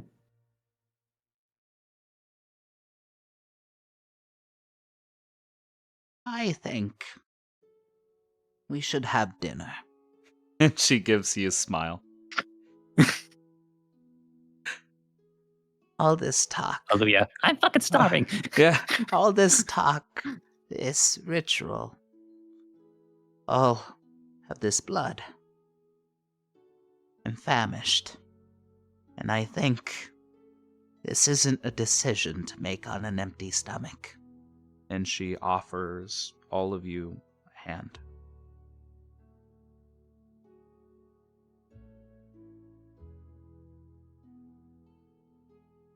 Is it her hand or someone else's hand? I just had to specify, but I'm cool with going for lunch. Yeah, no. She, again, just offers like a hand to each one of you.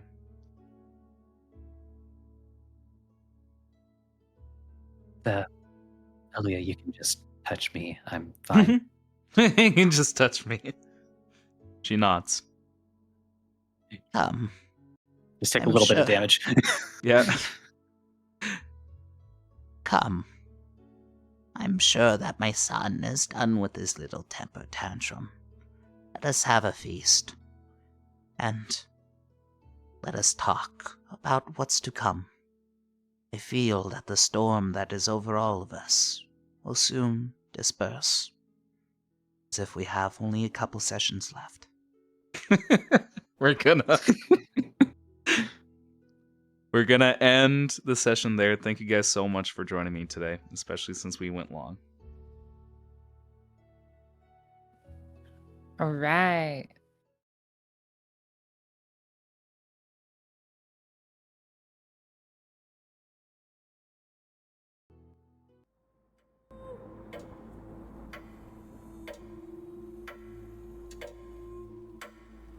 This has been House Common Blood. The intro and outro music is Oh My Dog by Savik, and any other music and sound effects used in the episode are royalty-free. Credits can be found in the episode description. Please review us on whatever podcast listening app you happen to be using, and if you like us, tell other people. Word of mouth is the best way for us to grow. Thank you for joining us. Iolus Kaiju.